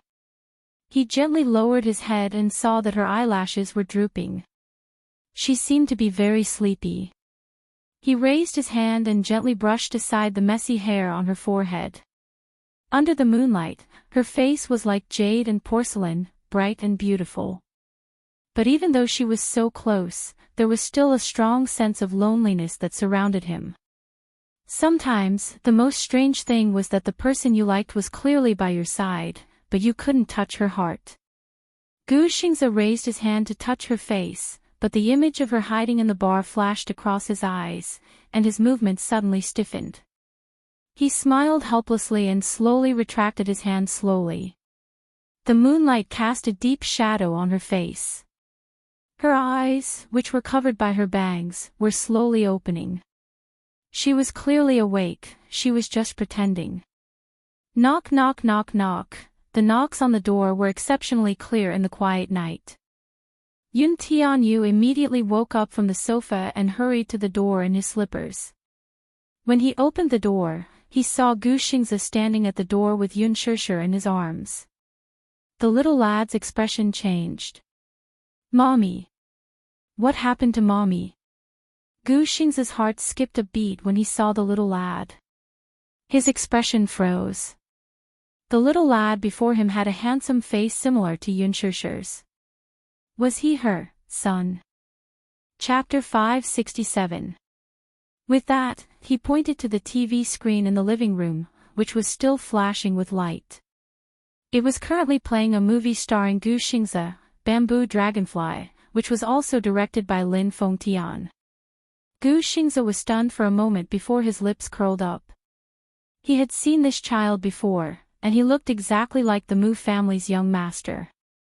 He guessed that this child was one of the twins and Yun Shishir's son. What a smart little brat. Gu Xingzi returned to his senses and smiled. You're so cute. What's your name? Yun Tianyu. The little lad obediently put his hands behind his back and nervously looked at Yun Shishir, who was in his arms. He asked quizzically, "What's wrong with Mommy?" She drank. The corner of his lips twitched violently as he felt a little angry. She drank again. Stupid Mommy. She obviously can't hold her liquor, yet she still forced herself to drink. Gu Xingzi carried Yun Shishir into the bedroom. When he walked out of the room, Yun Tianyu was standing behind him with an autograph book in his hand. With an obedient and elegant smile on his face, he looked just like a handsome little gentleman. Uncle Xingzi, can you give me an autograph? He. I'm your little fan. Gu Xingzi slowly squatted in front of him and lightly scratched his nose bridge. He teased him, so, you're my little fan. Can you sing my songs, then? Yes, but Yu is tone deaf. My singing is terrible. Yun Tianyu's bashful look amused him. Alright, little cutie. I'll give you an autograph. Gu Xingzi smiled when he heard this. He took the pen from him and signed his name on the autograph book. Thank you, Uncle Xingzi. Yun Tianyu's eyes darted around as he tilted his head and asked, Uncle Xingzi, are you filming with my mommy now? Yes. That's right. I'm your mommy's colleague now. My mommy is so dumb. Uncle Xingzi, you must take good care of her. If mommy gets bullied on set, you will be so sad. The little guy held his chest pitifully and looked worried. Gu Xingzi was secretly surprised. This little fellow was really different from the rest. Other children of this age were still immature and couldn't even speak fluently. However, this child was not ordinary. He had a clever look in his eyes, and the way he spoke was particularly pleasing to the ears. What was even more commendable was that he doted on Yun Shishir very much. She was a sensible and obedient child. Gu Xingzi nodded and said, You, don't worry. Uncle will take good care of your mommy. I won't let anyone bully her. Really? Really? It's a promise. Yun Tianyu stretched out his pinky. Gu Xingze immediately hooked his finger with the promise of a pinky promise. It's a deal. Why did mommy come back so late today? Yun Tianyu asked in a roundabout way. Gu Xingze looked apologetic. Yes. Everyone had a gathering, so I came back a little late. Yun Tianyu heaved a sigh of relief when he found out the reason for her late return. It turned out that she had a gathering. No wonder she came back so late. Her phone was switched off, and he could not get through to her. He was worried sick. Chapter 568. Yun Shishir raised her eyes to look at him. Her face was as white as a sheet. Yun Tianyu was slightly distracted. He nervously walked over and cupped Yun Shishir's face. His heart ached for her. Mommy, you don't look good. What's wrong? Did someone bully you? No. Mommy is lying. He fumed. Someone must have bullied Mommy. Mommy, tell Yu. Yu will bully them back for you.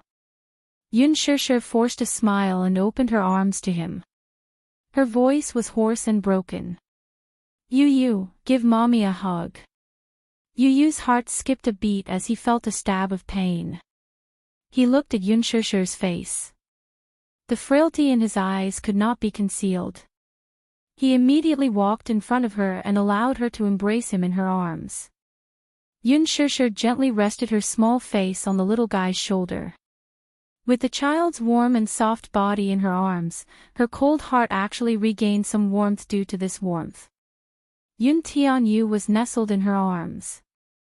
Even though he could not see Yun Shishir's face from his angle, their hearts were connected. He could clearly feel her gloomy mood. He gently caressed her cheek with his small hand and said weakly, Mommy, you're unhappy, and Yu is unhappy, too. You're sad, and Yu is sad, too. Tell Yu, who bullied you?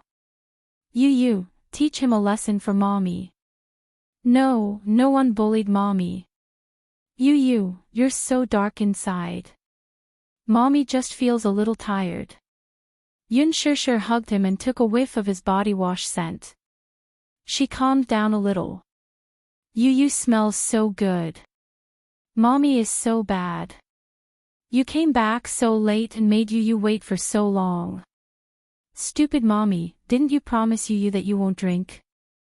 Yu raised his head and complained. I'm innocent. Mommy didn't drink alcohol tonight and only took a symbolic sip. I'm not drunk at all. As she spoke, she even blew a mouthful of air for him to check. Yu sniffed her lips.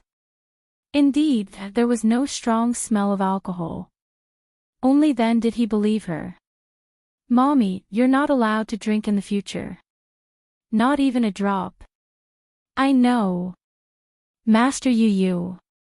She suddenly cupped his face and rubbed her nose against his intimately. Yu, Mommy will be with you for the rest of my life. Will you despise Mommy when I'm old? No, it won't. Mommy will not be old. Then, if Mommy is old, will Yu despise me? Even if he despises me, it'll only be a little.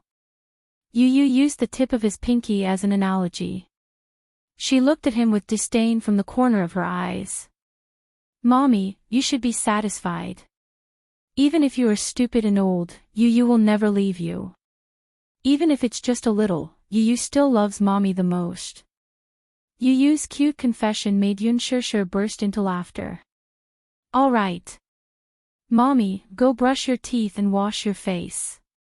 Then, go to bed early. You still have to wake up early tomorrow to work. She obediently laid down her arms and surrendered. All right. Master Yu. Mommy will work hard to earn money for Master Yu's marriage. Yu's lips twitched harshly. In his heart, however, he thought, who cares about Mommy's marriage money? The dowry he earns for her is much more than that. Chapter 569. The next day, Yoon Shir officially joined the cast. Early that morning, news about the opening ceremony quickly swept the headlines. The extravagant cast, top-notch production team, and the ambiguous relationship between the male and female leads became the hottest topic of the day. Several pages published photos of the male and female leads at the opening ceremony.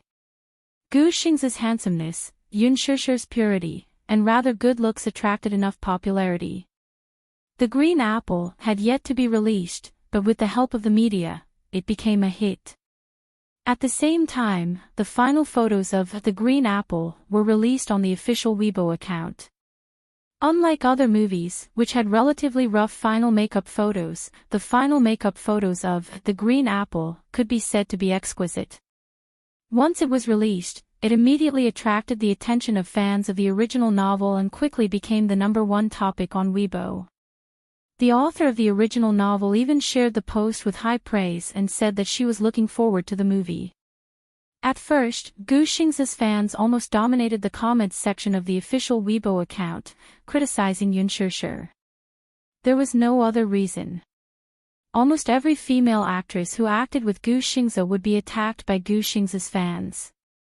However, the final photos soon attracted the attention of loyal fans of the original novel. Whenever a novel was adapted into a television series or movie, it would attract the criticism of the original novel's fans. A novel was a novel, and readers would always fall into a beautiful fantasy.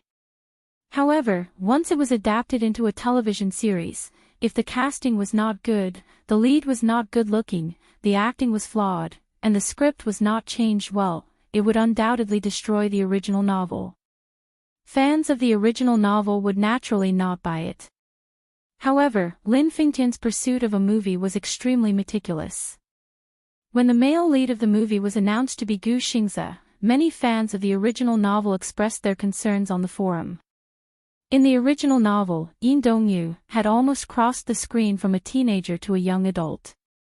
Gu Xing's was already 28 years old, and many fans of the original novel were worried that Gu Xing's would be too old to play the male lead. However, this concern disappeared after Gu Xing's final photos were released. Gu Xing's face was exquisite and there was no doubt about it. What was even more heaven-defying was that even though it had been 10 years since his debut, it was as if he had grown in reverse. His appearance was no different from when he first debuted at the age of 18. The only difference was that the immaturity he had when he first made his debut had faded away. The current him had the demeanor of a heavenly king. After Yoon Shir's photo was released, it also attracted countless compliments. The original novel, The Green Apple, was a bestseller and had millions of fans. Many fans were worried that Lin Fengtian would use a newcomer this time. Yin Xiaochuan's characteristics were very difficult to replicate. There were some areas that could be made up for with acting. Yin Xiaochuan, on the other hand, had an aura that ordinary actors didn't have. During the audition period for the female lead of The Green Apple, fans of the original novel had launched a poll, hoping to see which female artist would play the lead role. As a popular starlet, Yang Mi's votes had always been high. However, the fans of the original novel did not buy it. They felt that the voting was too lousy. Yang Mi couldn't portray Yin Xiaochuan's innocence. She reeked of rouge and looked old. She didn't have the naivety of a student at all. However, when Yoon Shir's pure and refined final photos were released on the official Weibo account, the fans of the original novel were in an uproar. Acting as himself, this was clearly acting as himself. Chapter 570. Fans of the original novel were spamming the official forum of The Green Apple. Some asked for the name of this newbie actress who was playing the female lead. Some expressed their anticipation for the release of the movie and wanted to support it to the end based on the looks of the two main leads. Some supported Lin Fengtian and praised The Green Apple for being a production team with a conscience. They had put in a lot of effort in the casting and believed that the movie would be beautiful. Some hoped that Lin Fengtian would do his best to recreate every detail of the original novel. On the set, Mushi kept scrolling through Weibo. She had previously applied for Yun Shishir's Weibo account, and in just a few days, it had gained 2 million followers. 2 million. Gosh, this is simply a miracle. One must know that gaining 2 million followers in a few days was already a huge achievement for a newbie actress. This meant that Yun Shishir's popularity was increasing day by day. It seemed that everyone was looking forward to seeing her in action.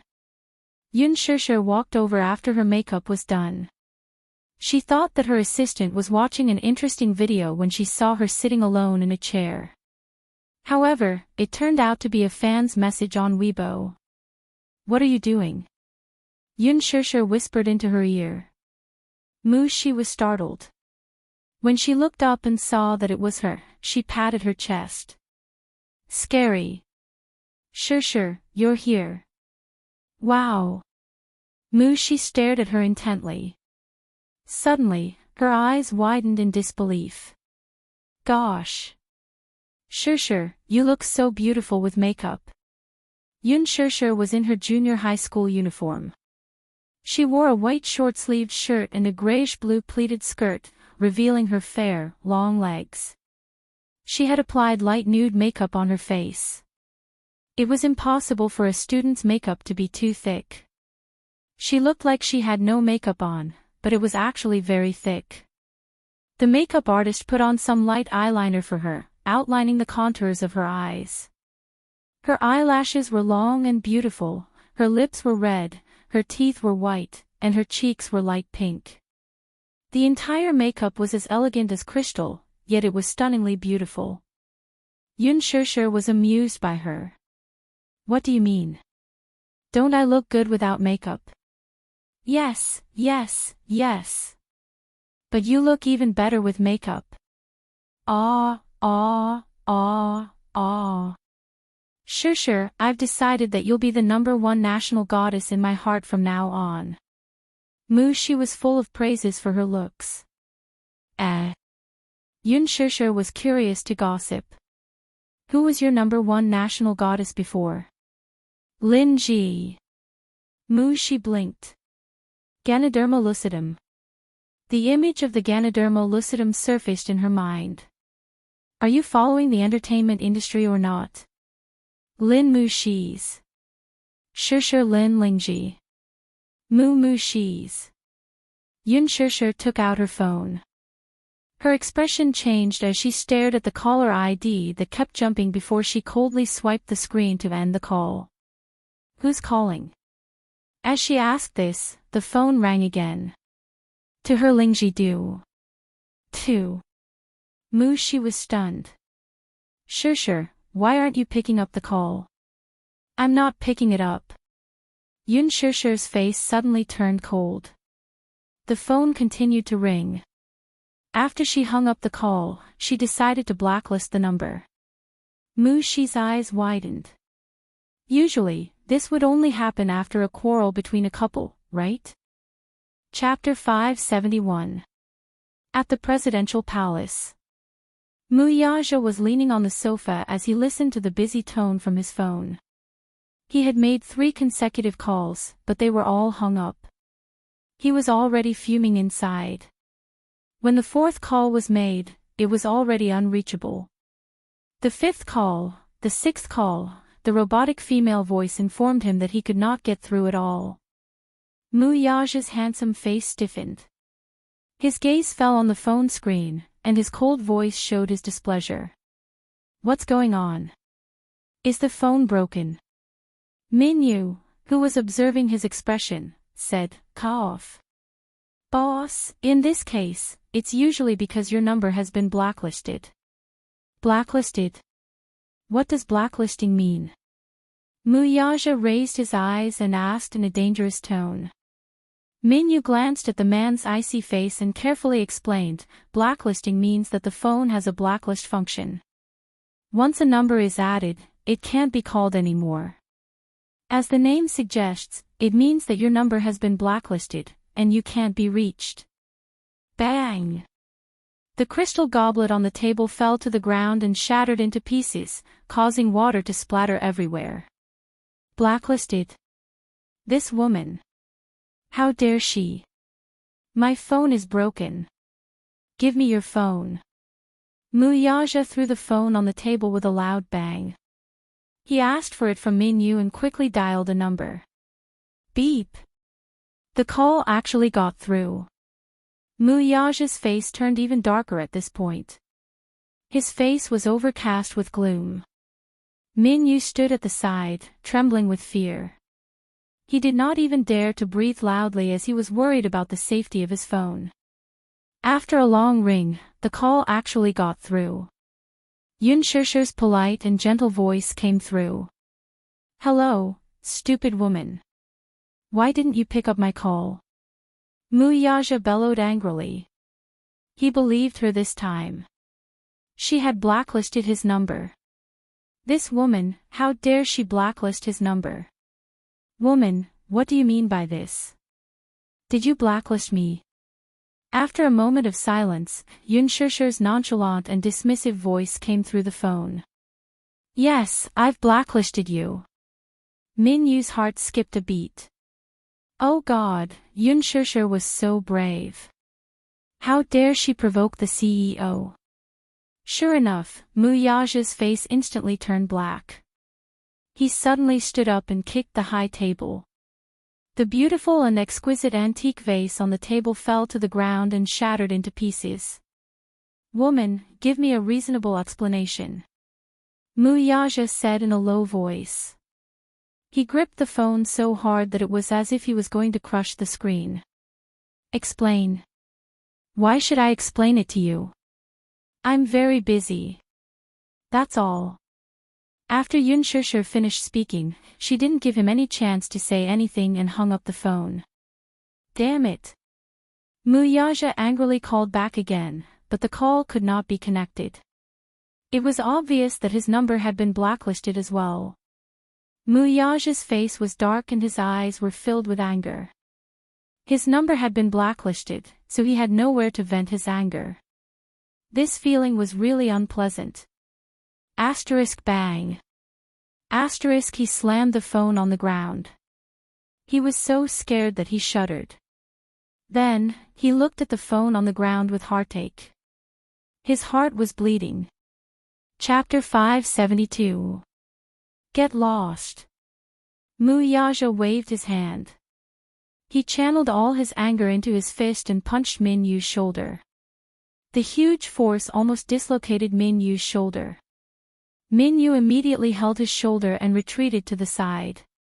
Even though his shoulder was in great pain, he still did not dare to move.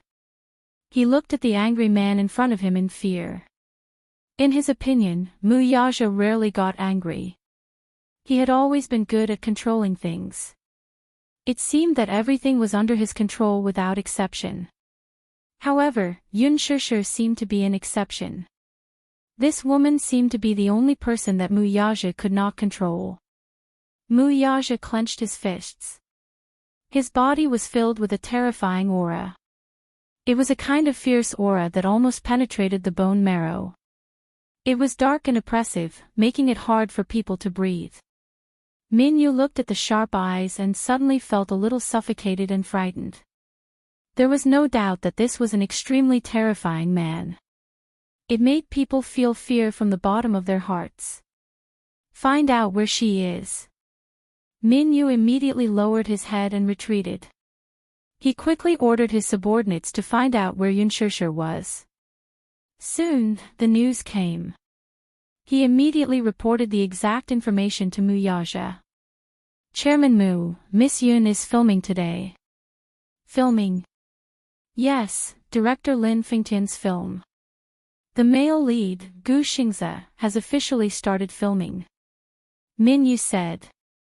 Muyaja frowned and immediately ordered, book a flight back to China. Minyu was shocked and immediately asked, are we going back now?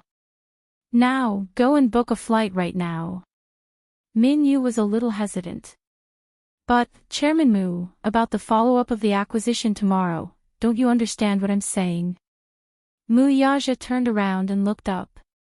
The anger in his eyes was about to burst out in the next second. Or are you saying that even you want to go against me? Min Yu was shocked.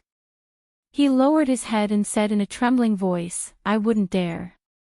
Muyaja glared at him fiercely. Book a flight. Now, immediately, right now. Yes. Beijing Affiliated High School. At the end of June, the middle school exams had ended. The film crew had to finish filming the middle school scenes as soon as possible before the summer break. When the crew was filming, they would film all the scenes in one scene in one go. After filming the scenes in one scene, they would continue filming the scenes in another scene. That was because setting up a set required a lot of money and energy, and it was impossible to follow the timeline of the script. Therefore, they had to follow the scenes. The actors kept changing their outfits according to the script and completed their scenes according to the script. The progress of the filming was unexpectedly slow. When it came to filming, Lin Fengtian was very picky and sought perfection. Therefore, whenever an actor's gaze was not on point, he would ask them to do it all over again. She remembered that there was once a school anniversary scene that took 2 whole days to film. This was because Yang Chang, who was standing in the first row, was often distracted. For the past few days, her condition seemed to be a little off. Her eyes were unfocused, and there were a few times when Lin Fengtian used the loudspeaker to scold her. There were a few days in June when the sun was still very hot. It was more than 35 degrees Celsius, and it was extremely stuffy. All the actors and actresses stood under the sun for a long time because of her mistakes. Those A-list actors and actresses still had the right to hide under the shade and relax in places where they could not be seen. Chapter 573. Because of this, many people had complaints, but they did not dare to voice out their anger. Yang Mi was a big shot and was not someone they could afford to offend. She got her hands on a small air conditioner fan from somewhere and blew at Yun Shishir's face with all her might. She, on the other hand, was sweating profusely from the heat. Yun Shishir's face was covered with a thick layer of makeup. Now that they were filming outdoor scenes and the weather was so hot, she would have to wash it off and reapply it if she were to sweat and ruin the makeup on her face. For the few outdoor scenes, her shots were all close-up shots, so there could not be any blemishes on her face. If her foundation were to fall off and her complexion was uneven, the results would not be guaranteed and would have to be res-hot. Hence, she kept fanning herself with the small air conditioner fan in one hand and the fan in the other. Yun Shishir looked up at her and saw that her face was red from the sun. Her heart ached and she pushed the fan to her. Look at you, you're so hot. Don't just blow at me, you might get a heatstroke. She was stunned for a moment and then felt touched. Sure, I realize that you're very gentle to me. Isn't this how it should be? How many celebrities are gentle to their assistants? She complained. You haven't seen it, many celebrities hit and scold their assistants casually. They'll slap them if there's a disagreement. It's tiring to be an artist's assistant. But sure, you're so gentle and treat me so well. That exaggerated. Yun Shishir was speechless. Do you know Yan Bingqing? She lowered her voice and gossiped. Previously, an assistant accidentally guessed her skirt. In a fit of anger, she splashed hot tea on the assistant's face. That was freshly brewed tea, so it was very hot. That poor assistant's face immediately started to blister. Yun Shishir was dumbfounded. That ruthless. What do you think? She grinned. But I'm lucky to be with you. Everyone is envious of me. Pfft, Yun Shishir suddenly laughed. Why? What are you laughing at? She glared at her, not knowing whether to laugh or cry. Yun Shishir voiced out her thoughts. Now that you mention it, it sounds like an ancient harem. Celebrities are like concubines while their assistants are like little maids. They scheme against each other and compete with each other. Interesting. She could not help but laugh along when she heard that. Ha ha. That's right. That's how it is in this industry. Yun Shishir's face broke into a smile, but her face turned icy cold all of a sudden. It was so cold that even his shoulders couldn't help but shiver. She turned her head in surprise and saw Gu Xingze standing beside her. He handed her an ice pack that was filled with cold air. Here. Brother Xingze. Have you finished filming your scenes? She asked cheerfully. Gu Xingze used to be Qin Zhou's artist, and Mu Shi used to be his assistant. Hence, she and Gu Xingze were considered close. Gu Xingze nodded, opened a can of ice water, and took a big gulp. He also had makeup on his face and wore sportswear, which was different from his usual image on the screen. At this moment, he was as young as a teenager of 14 or 15 years old. He had fair skin, pure and clear eyes, and a gentle scholarly temperament like jade, but he did not lose his vitality and sunshine. He was stunningly handsome. Mu Shi was mesmerized by his handsome side profile as he drank the water. Her heart thumped wildly. Chapter 574. What's there to be envious of? Yun Shishir mumbled. You can act with Brother Xingze. A handsome man and a beautiful woman are a perfect match. The scene will definitely be beautiful. Mu Shi's heart clenched in excitement. Yun Shishir, however, smiled and said, "All right, stop fooling around." As soon as she said that, the stage supervisor immediately rushed over to greet Yun Shishir. Shishir, you have a scene next. Get ready. Okay, thank you.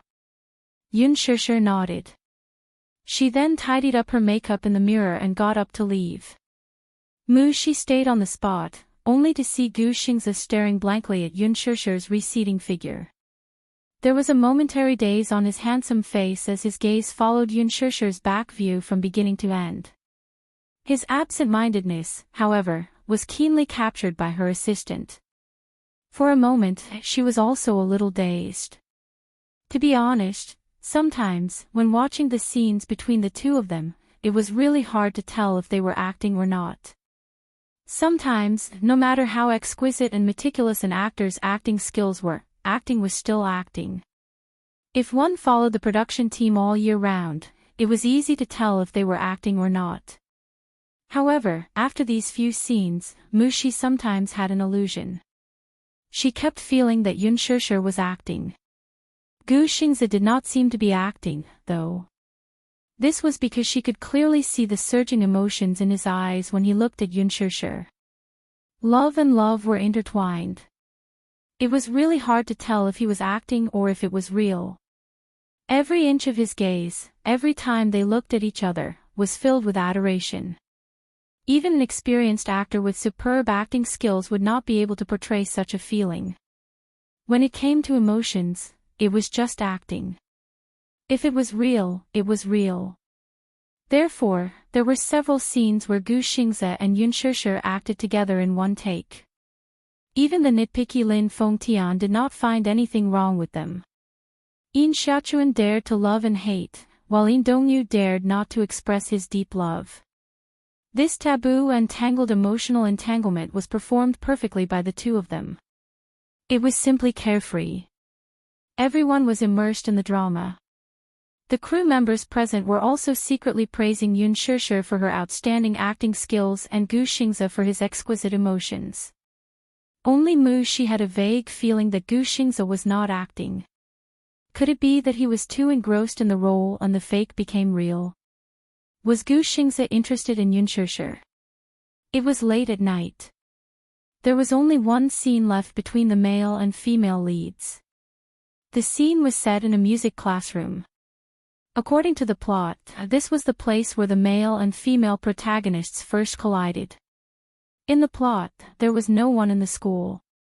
Yin Xiaochuan pulled Yin Dongyu into the music classroom under the cover of the night and got him to teach her Chopin's Nocturne. Yin Dongyu taught her step by step. Enchanting sat beside him and looked up at his side profile in a daze. Suddenly, she leaned forward and kissed the corner of his mouth. Enchanting was startled and the piano music stopped abruptly.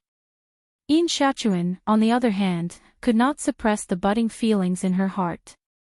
She hugged his shoulders and pressed her lips against his. Their first kiss happened in this scene. It was almost one of the climaxes of the movie and was voted as the most anticipated scene by fans of the original novel. Lin Fengtian attached great importance to this scene. Originally, Mu Yaja had given an ultimatum to forbid Yun Shishir from kissing and hugging scenes. Chapter 575. For the sake of the plot, the kissing scenes were all close-up shots. Every change in their expressions, Yin Dongyu's shock, and Enchanting's nervousness, had to be vividly displayed through close-up shots. How could they film a double? Unless they found two people who looked exactly like them. Wouldn't that be too difficult? How could there be two identical leaves in the world? No matter how similar they were, a double was still a double. It was fine for the close-up shots, but it would not be able to fool the audience. Hence, Lin Fengtian took the risk and decided to act first and report later. For the time being, he would hide it from Mu Yaja and finish filming this scene first. Lin Fengtian's pursuit of acting had become an obsession. The set had already been set up. Yun Shishir sat in front of the piano and gently tapped on the keys. Ding ding dong dong, a melodious sound of the zither flowed from her fingertips.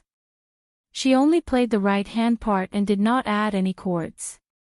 The beautiful melody, coupled with the quiet night, gave rise to a romantic atmosphere. Gu Xingzi stood behind her, sipping his coffee. Looking at her fingering, he suddenly said, "Your fingering isn't very professional."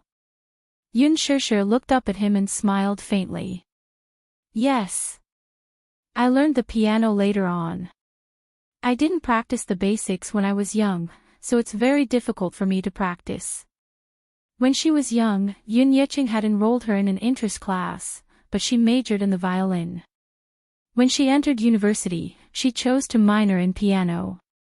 Piano required a strong foundation and fingering, but these required a strong foundation from a young age.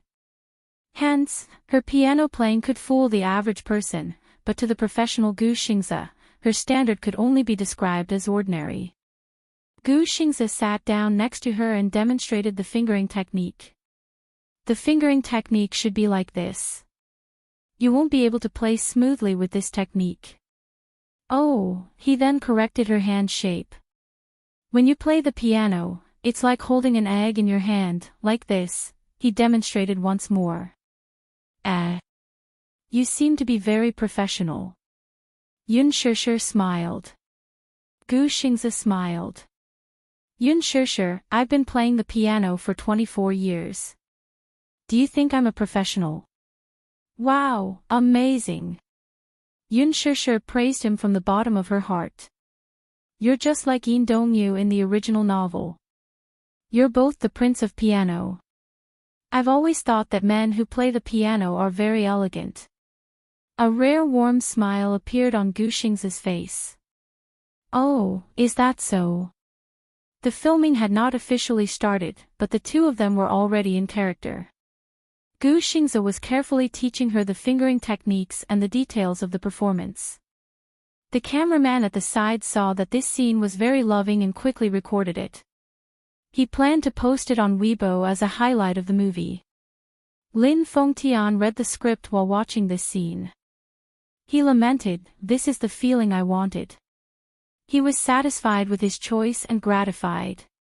Although Yun Shishir was a newbie, there were very few NGs throughout the filming.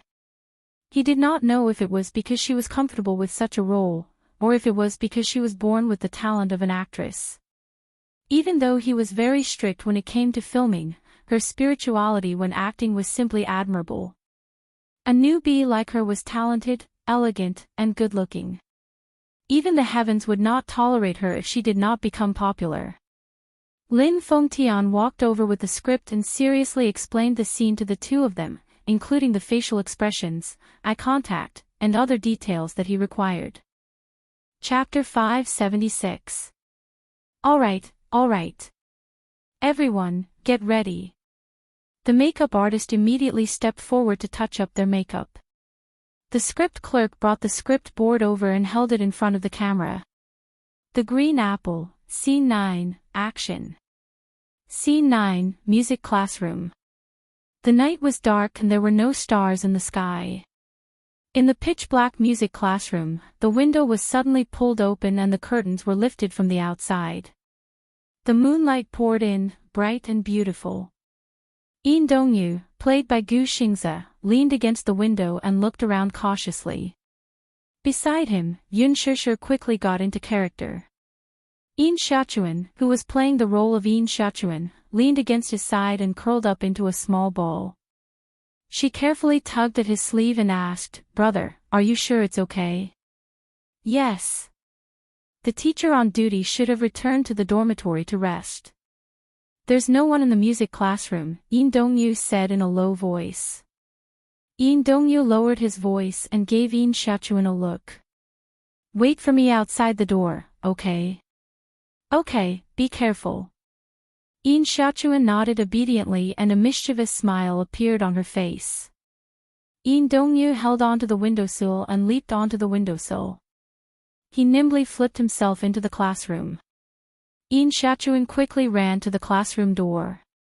Soon, the door opened from the inside and she saw Yin Dongyu's smug and bright smile. "Brother, you're the best." Yin Xiaochuan cheered softly and excitedly as she entered the classroom. "Sho! Keep your voice down." Yin Dongyu was afraid that her voice would alarm the security guards. He reached out and flicked his finger on her forehead. "Ouch, it hurts." Yin Xiaochuan held her forehead and glared at him coquettishly. Yin Dongyu exchanged glances with her. After drawing all the curtains in the music classroom tightly, he turned on a light. The warm light shone down. It landed on a beautiful and elegant Yamaha tripod piano. "Wow! What a beautiful piano!" Yin Xiaochuan covered her mouth. Her eyes were filled with amazement. She looked around the piano a few times and a touched smile appeared on her face. All the romantic fantasies she had when she was a girl surfaced on her face. When Yin Dongyu had been practicing the piano since he was a child, she liked to sit by his side and watch him play the boring music over and over again. She really liked that pair of hands that were tapping on the piano keys. Her fingers were long and slender, and her fingertips were like porcelain. She looked extremely beautiful on the black and white piano keys. The sunlight outside the window shone in, reflecting on his handsome side profile. Against the light, it was quiet and beautiful. She wasn't born with a love for the piano. Her obsession with the piano stemmed more from her infatuation with Yin Dongyu. Yin Dongyu watched helplessly as she circled the piano with her hands in her pockets. The corners of her mouth curved into a gentle and doting smile. "Brother, how much does this piano cost?" Yin Xiaochuan grinded the piano frame like a believer praying, and asked longingly. "It's very expensive." "How expensive is it?" About 200,000, Yin Dongyu said after some thought. Yin Xiaochuan was completely stunned. Her eyes were as big as bells, filled with disbelief. "The sound must be amazing." "Yes. It's a piano specially designed for performance." Lin Fengtian looked at the image on the monitor and gently rubbed his chin. The plot was progressing smoothly, unbelievably smoothly.